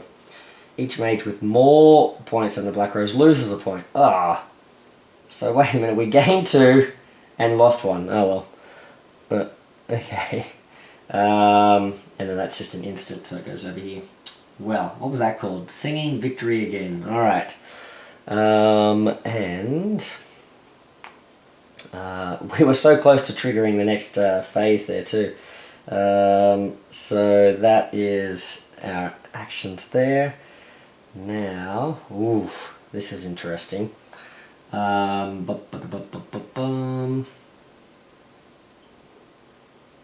think it's their turn. So this is their first activation, because the first thing they did was just move in. Okay, so they are going to... Oh, Explosion of Thorns. So they're doing... they're placing a thing down, but there's nothing there. It doesn't say to convert, so they can't do that.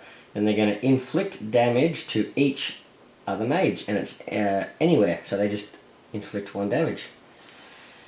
Okay. I can't block that hit now, can I?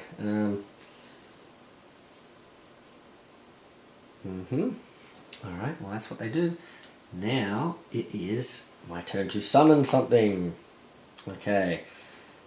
Oh, this is my trap, so I'm not summoning it, I'm just setting my trap. So I'll set the trap. So this is now if I get defeated, and I'm only 2 away, I get to summon a succubus.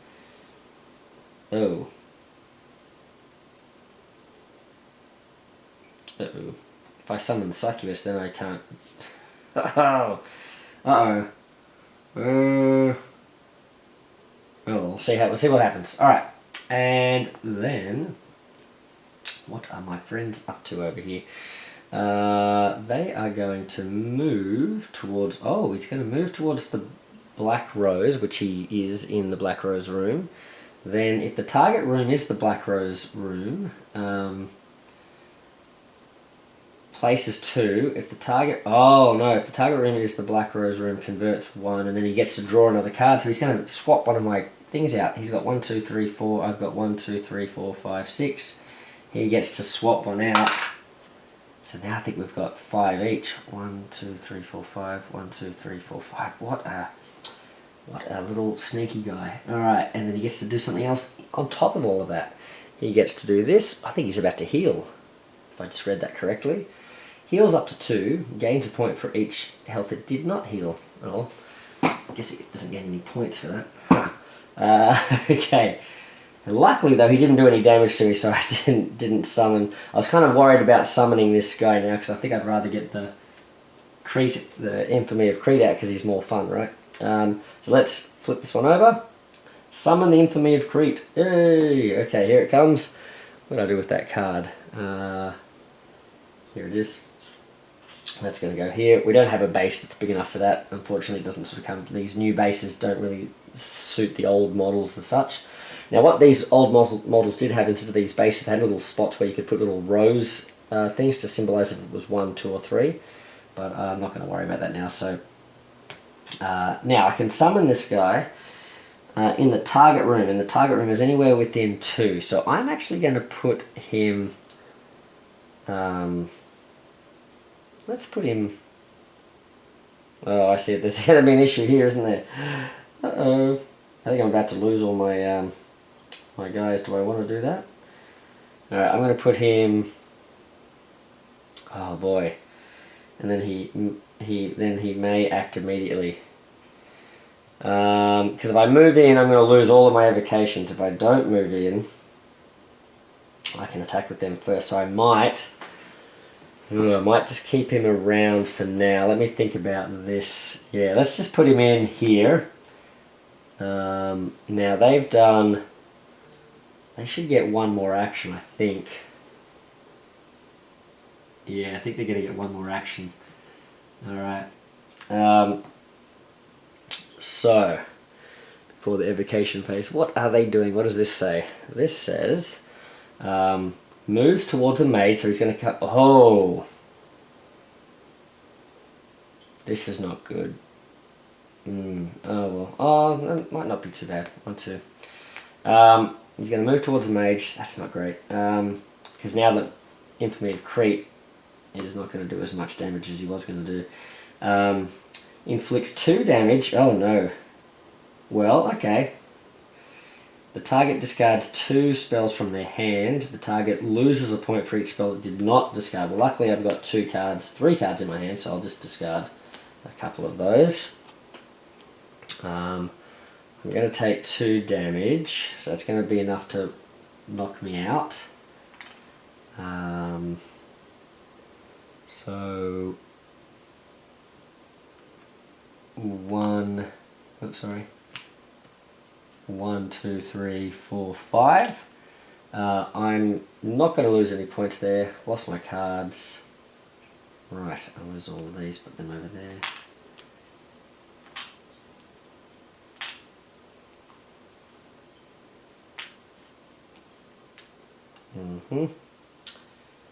Right. Okay. He's catching up. Okay. And then, because I was able to do that, I can summon a succubus and gain a thing. Now, I don't think it means I take this back. I think I get to gain one of these. Gain a trophy from the mage who defeated you. And if you were defeated by the Black Rose, gain 2 points. There you go. 1, 2. Oh, and we've crossed the threshold. I'll put that over there. We get to summon a succubus, but oh, now this is interesting. Get to summon a succubus. But I don't think...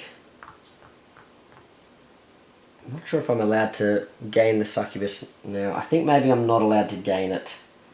I'm not sure about that. I don't know if I'm allowed to just... Oh, well, I can choose which... I'll get rid of one of these characters here, or if I have to just leave it there. So I think I have to leave it, so I'd like to get that succubus out so I can start building her up with strength again, but I think I'm not allowed to do that. I think I'm sort of stuck. So, and these are all separate effects, so I think they're not tied to each other. So I think I can summon the succubus, that's one effect. I can gain a thingy, and I can, if I'm defeated by the Black Rose, I gain the points. I think that's all fine. Okay, so we're going to swap over this deck now to the Full Moon Quest deck. We are going to now move into the final phase of the Possessed. And this is kind of handy because now this will make a good break point for the next video. We're basically playing from the Full Moon phase, so we won't have drawn any of these cards. We're now dealing with this one here as well, so there we go. We'll just go through the evocation phase, finish all the cleanup phase, and then we'll finish it off there. So, evocation phase, we're going to act with the Black Rose. Now this is the... oh, this is actually good, because I get sent over here, and because I've been defeated, now the Infamy can go where he wants. So, what I'm going to do is I'm going to summon that... I'm going to activate the Infamy first. He's going to move, and he's going to deal 4 damage straight out to the big guy. 1, 2, 3, 4. Okay, and then my little friend over here is going to come in and deal 2 damage and gain a point for that. There we go. So 2 damage. Oopsie, that's one there. I've got 1 here and 1 here. And just not enough. We're going to be just 1 short of finishing him off. We're going to move down here and we're going to deal 3 more damage with the big guy. Okay. So he's sitting on 1 away. Okay. 2, 3. Okay. And so that is that. And I think we are done with my evocation phase. Now, I shouldn't be saying this guy and this guy, should I? I should say the Colossus is coming in he does the 3 damage. The little Cadaver does the 2 damage, and the Infamy of Creep did a whopping 4 damage. He walked in and did, so that was handy. I was able to walk in first, deal the damage when he was the only target in the room, rather than damaging my own guys as well. Otherwise, I was going to try and attack with them first and then walk in with the Creep and finish my guys off, but I was able to keep them around for a little bit longer. Now, cleanup phase. Oh, hold up, sorry. The Colossus on the other side is going to come barreling in. So 1, 2, and I believe what it's going to do is it's going to try and deal the damage to something it can destroy, I guess, is the priority there. So it's probably going to, otherwise it would like to target a mage, but it can't target the mage this time. So it's probably going to, it's not going to be able to finish off, yes it is, it's going to be able to finish off the big guy, and even if I can block one of those wounds, it's going to be enough to finish me off. So I lose my Colossus, I think is probably the heaviest hit it can do to me, so I'll do that. I'll lose those guys there, and so now I'm left with my Cadaver and my Infamy of Crete. Right. So let's go into the next round. Into the cleanup phase. So here we have equal points. Now that's a good question. What happens if you've got equal points? Invincibility in the Seer Mage against 1 additional point. Oh, 1 additional point. So I'm supposed to be one ahead for claiming that room, I guess. And on the central flag of the runner-up. In the event of a tie, all tied mages receive 1 power fewer than they would according to their ranking. So essentially, for the Black Rose room, we are going to get, let's have a look here, what's the Black Rose room? Is this the Black Rose room? No, Sacrificial Altar. No, Emerald Rose, no, that's not it. Sacrificial Altar, the Crypt. Black Rose room. Oh no, it's on here. So it says 6. Sorry, my apologies. It says 6. So we're going to get 5 each. Sneaky Avatar got himself 5 points there. Otherwise, I could have got 7. Okay. Although, I mean, I think I've been making some grievous rules. Errors throughout the game anyway, so it's probably not a valid game. Discard this now. The new effect is discard 3 cards. If you do, draw 2 Forgotten and keep one of them. Oh, wow. Okay, so the better effect is that you get more agency over which card you're going to get there. That's cool, more choice. Alright, so 5, was it? 1, 2, 3, 4, 5, and 1, 2, 3, 4, 5. Okay, so we are pretty close, pretty close. I'm sort of almost tempted just to sort of push on through and see if we can finish it off now. So we might run out of battery here, so we might recharge the battery, but I think in one more round we can probably get there. So rather than pushing this to 2 separate videos, we can probably finish this off. So let's maybe give that a shot. So I'll pop these over here, and we'll go from there, I think. So just chuck these over.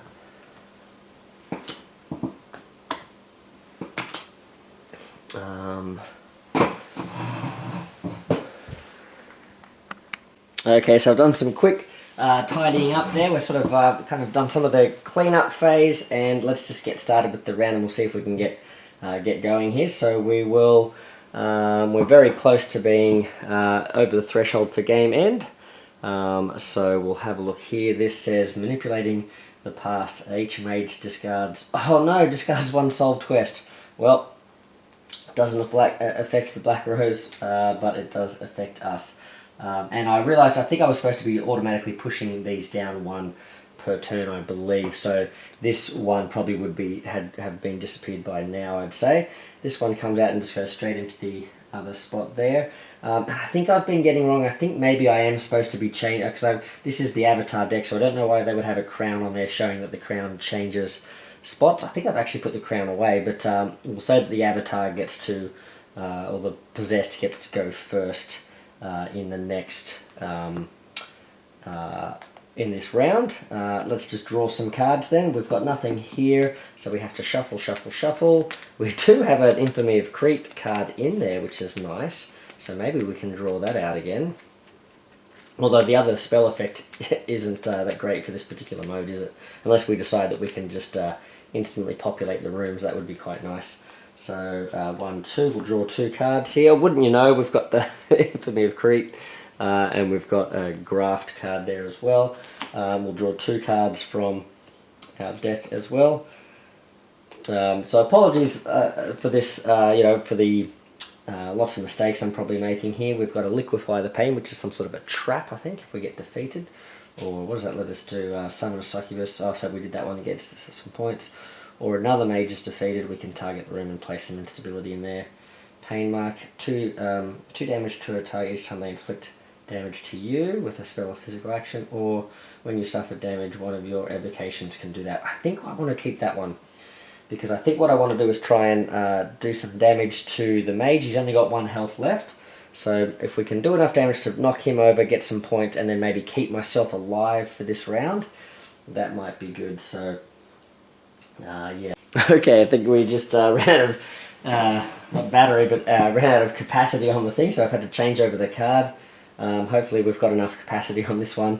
Hopefully that's going to work. So let's just play these cards down nice and quick. So we want to probably... do we want to assign an upgrade? This one's already got an upgrade. We could assign an upgrade to the Infamy of Crete, maybe. Let's try that, that'll be fun. Let's do that, so pop that there. We definitely want to get this protection thing down, don't we? What was that? One of your evocations can suffer the damage instead, so we'll put that one there. And you are defeated. Gain a Succubus. I guess couldn't hurt to get some points. And place a thing, summon a Cadaver. Lose a point, summon a Colossus. No, maybe we'll do that just to summon a Cadaver. Yeah, okay. And we'll put that down. Alright, so we are ready to go. I think we're off to the races. So let's try with the... let's try knocking these guys out. So it's... Oh, actually, well, it's their turn first, isn't it? Because I think, yeah, I think we were supposed to sort of... I think we're supposed to be trading back and forth with that. So we have to remember now that as long as they keep the crown... Now, I forget whether the crown changes hands now or not, but we have to bear in mind that the crown is going to mean that the evocations go first as well. But one thing I did want to do was, I think I forgot to draw my quest here. I have been forgetting these quests, so apologies. These are a bit of a bigger part of the game, I think, than I've been showing off, because I keep forgetting to draw them. This one says Thurge, and it's from the new... Full Moon deck. After you resolve an effect of one of your spells and you have 3 twinkly star ones or angel ones, I don't think I'm going to have many angel ones here, on the active side of your revealed spells, you can do that and heal 5. And it gives me 3 points, but I just don't think I'm going to score that in this game. Now what are they doing? They're going to do a instability. There's no instability in this room, so they don't do that. Then they're going to inflict 1 damage and then convert 1 damage. And then they're going to move towards a green location. So, inflict 1 damage. Now, what's their priority? They probably want to go for one they can kill, right? So he's probably going to inflict a damage on my little guy here, the Cadaver. And then he's going to move towards a green room. The nearest green room, I think, is here. Where are the other greens? There's one up here. Can't reach there. Oh, and he's already in a green room, so I think he stays. I think he stays if he's already in the room. I think he stays. So, alright. Maybe he's supposed to go here, but you know what? I'm not sure. He's already in a green room, so maybe the rule is if he's already there, he doesn't move. But I feel like he'd want to go somewhere where he could start placing cubes down there, right? So maybe let's say he goes to a green room. Now, that could be wrong. But I'm just going to say that's what he's doing. Also, it makes it harder for me to get to him, do some damage to him. Right. So speaking of me, it's my turn. The first thing I have to do is I have to spend a physical action. I'd love to spend a physical action to move these guys and attack him, but I have to do it to get out of the room. So now I could go into this green room and just gain 2 points and draw an event. That sounds exciting. Let's do it. 1, 2. Alright, we're going to move in. We'll trigger that. That green room effect isn't happening anymore, but we are going to get 2 points. Where are we? 1, 2. And that is going to draw... This could be bad. Maybe this event might really hurt us. Hold that back a little bit there. We are going to each mage with at least 1 damage of the rose loses a point, but I don't have any damage of the rose yet. Haha! So there you go. And this goes into the last spot. Right. Oh my goodness. Okay. So that effect would keep happening every event phase if that stays out there. So that's not great. So we moved out. We can also trigger one of these spells. So we want to put this one down, don't we? The evocation can take the damage for us. Okay. And what was this one? Some upgrade of our choice here. We could do it to the big guy. Alright, so in that case, what we're going to do, while this little guy is still alive, I think what I'm going to do is move... I think... who am I going to trigger? Do I just want... He can do it, right? So he's going to trigger it. So I'm going to do a... no, sorry, it's not my turn. Keep forgetting, sorry. It is the Black Rose turn. My apologies. I get ahead of myself, don't I? Alright, so I've done my 2 actions. I've moved out to here, did the room, and then set that spell up. I was supposed to put an instability out, but I'm in a spot that isn't unstable anymore. And I am supposed to put this little effect out as well on my guy, just to show that that effect is in place. This says he inflicts 3 damage in a room going this way. We can have one of these guys take it. We're going to take that on the big guy. And he also places, see, he wants to place instability, so we're going to let him do that. He's going to place 3 damage on the Infamy of Crete. Yikes. And then he gets to draw another card. That's not cool.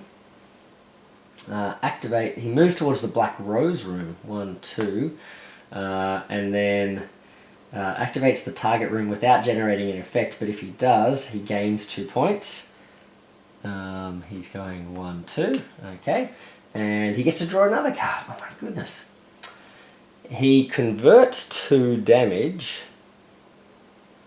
on each mage, but there is no damage there, so we're looking alright. So, now it's our turn, so we are going to send the little guy in. He's going to go, whoa, he's going to go 1, 2. That is going to... then he's going to attack. That will give us 1 point for attacking with this little guy with his cerebral implant. So that's 1, and then he's going to do 2 damage. That's enough to finish him off. So that's going to send him back to his room. We will get one of his trophies. We will get 5 points, I believe it is. 1, 2, 3, 4, 5. So unless he draws us back a lot of points, at the end of this cleanup phase, we should end the game. So there we go. And then what are we doing here? We're upgrading a target of our choice. So we're going to upgrade the big guy, upgrade the Infamy of Crete. This gives him the +1 movement. So there we go. We want the Infamy of Crete to have that +1 movement so he can stomp all over the place. Okay. Now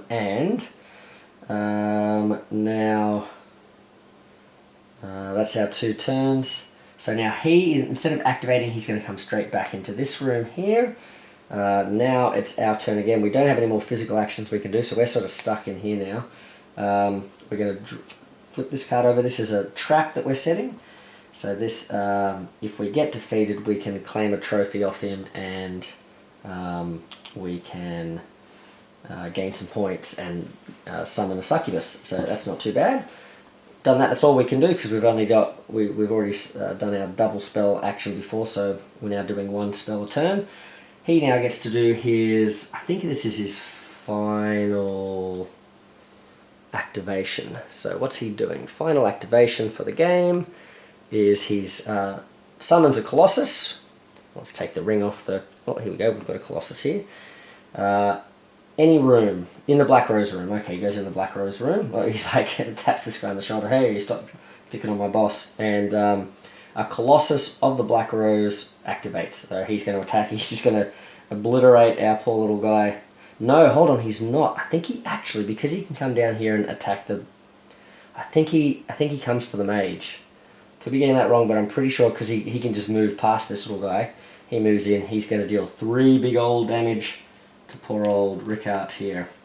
My mage. Alright. Down I go. And he gets to draw another card. And what's he up to this time? Now, I can choose to block that and take it on my big guy, but I think I'm going to keep him alive. Move towards a blue room. Where's a blue room? He's going to come this way. 1, 2. And then each mage discards 2 from their hand, and he gets to draw another card. So I've only got 1 card in my hand, so that just gets discarded. And then he draws another card. This is his final. Maybe this is his final action. We don't know. He could just be playing action after action after action here. All right. He moves to a purple room. Okay. He goes to the pleasures room. All right. So activates a target room without generating the effect. If it does, draws and solves 1 quest. And I believe this just gives him maybe the 2 points, and it goes into his solved things there. He doesn't actually do the quest itself, but he just gets 2 points. 1, 2. Okay. Solves 1 quest to the current moon. Yep. And there we go. Alright, I think that's his final turn. So, whoo-wee. Did that have any... This one might have had instability, so he might have meant to be put a instability in here or something. Or one of these rooms. Okay. My last turn, I can place a thing. I'm stuck in this spot. Summon a cadaver. I get a little tiny cadaver, and it activates, so I can just do... He can move in and attack, I guess. Now, are these both his? I think I was supposed to put out a... I think I was. I think there's supposed to be 2 Colossuses here that are not friendly to me. But I'll just go in and attack him anyway. So he's going to deal 2 damage to the mage. I don't think I'm going to be able to do enough to finish him off now, but let's do 2 damage to the mage. Oh, you know what? Maybe I should try and finish these guys off, because they're probably going to be able to take me out. 1, 2, 3, 4, 5, 6. Oh, maybe not. No, I think I'm okay. So yeah, I'll still go there, do 2 damage to him, and that means it's now the evocation phase, and they're both going to attack me. I think there's supposed to be 2 of them, so that's going to be 6 damage. Yikes. Straight up onto Rickard. I'm almost gone. So 1, 2, 3, 4, 5, and 6. So we're looking at, we've got 2 health left there, but luckily that's all he's got in this phase. The old friend from Crete goes in. And we bring our other little evocation in, so they can do 2 damage, and 2 damage and 4. Ooh, well, okay, hold on. Let's do this. So he's going to deal 2 damage. Okay, then he's going to move in, do 4 damage, but he's also unfortunately... Again, I'm not sure if this actually deals damage to these guys or not, but let's just take him out for now anyway. Swinging his big bomby knockers there. He does another 4 damage.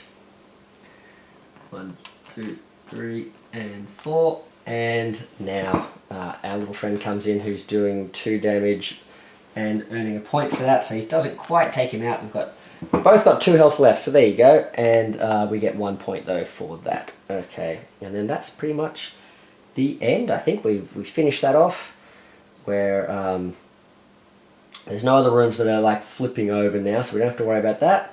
We do realise that we've gone past the threshold there. I think I then checked to see I think you get like 4 points if you're in charge of, like, if you've got the most trophy, so there's like a bonus for that as well, so I probably get a few extra there. We go past the 35 points, we can flip our little token over here, so I think I get like 1, 2, 3, maybe 4 points for being in charge of that. I think he gets a point for being having the crown, and I think that might... Oh, and he's got one of these too, so I don't know if he gets like an extra point for having the most quests or something. Let's give him an extra point. There we go. Maybe he's supposed to get more than that. Maybe he's supposed to get a couple or something. But I think at this point it's a bit of a moot point there. But again, this so hopefully that shows, you know, we had a big old battle, lots of minions battling it out, wizards blasting each other back and forth and that sort of thing. And that's what Black Rose Wars is all about. It's just a big fun bash. Race into the middle, blast each other, try and take advantage of the different rooms and the quests. The quests sort of send you off in different directions and maybe make you do things that you wouldn't necessarily have done as the most obvious move because you're sort of working on something else that the enemy aren't aware of and all that sort of thing as well. So, yeah, so this video, it's not going to be the most accurate video in the world, I think. If you're looking to learn the rules of this game, hopefully you realize this is not the video for you, but if you just wanted to get the feel for what the game's like, hopefully I've shown that off. So apologies if there's anyone out there that's a real rule stickler and you're sitting there, you're getting this wrong and you're getting that wrong. Apologies, but you know, the intent is just to sort of show off the general feel of Black Rose Wars and also to show this tournament mode and the avatar mode, how they're generally sort of compatible. And of course, you know, like I said, getting things wrong here and there, but I think you can see how if you just take a bit more care to double check the rules and you know, you become a bit more familiar with it, it looks like the system does mesh pretty well together, sort of thing. So yeah, lots and lots of different mage schools, if you're sort of especially if you've got access to both editions of the game as well. So there's lots of different stuff. We were playing with like a sort of a summoning and upgradey sort of minion deck, plus a sort of like almost like a I take some damage to sort of deal some damage back or to earn some points sort of back sort of thing. So I earned a lot of my points from getting damaged as well, so I was trying to keep up with the points that it was earning for damaging me. I was trying to get through other ways as well, and just sort of like whittle him down with my minions is the way to do most of my damage there, sort of thing. So hopefully you can see how you can combo these different sort of schools and decks together, and in the bigger game you can also, you know, you've got access to sort of maybe 5 or 6 or 7 different schools of magic as well that you can sort of try and combo things together with as well. So yeah, well, that's Black Rose Wars Rebirth, Apocalypse Edition, and Avatar mode. So I hope you guys enjoyed that. Let me know if it was a big old mess and you don't want me to try this again, or if you just, you know, obviously I'll try and, as if you've seen my earlier Marvel United videos, they were a lot more of a mess than the sort of, I guess, hopefully they are compared to the newer ones. So hopefully I'll just try and polish it up and keep improving from here, sort of thing, and especially like speed things up, I guess, a little bit. But yeah, anyway, I hope you enjoyed it, and we'll catch you on the next one. See you guys. Meat Monkey out. Bye.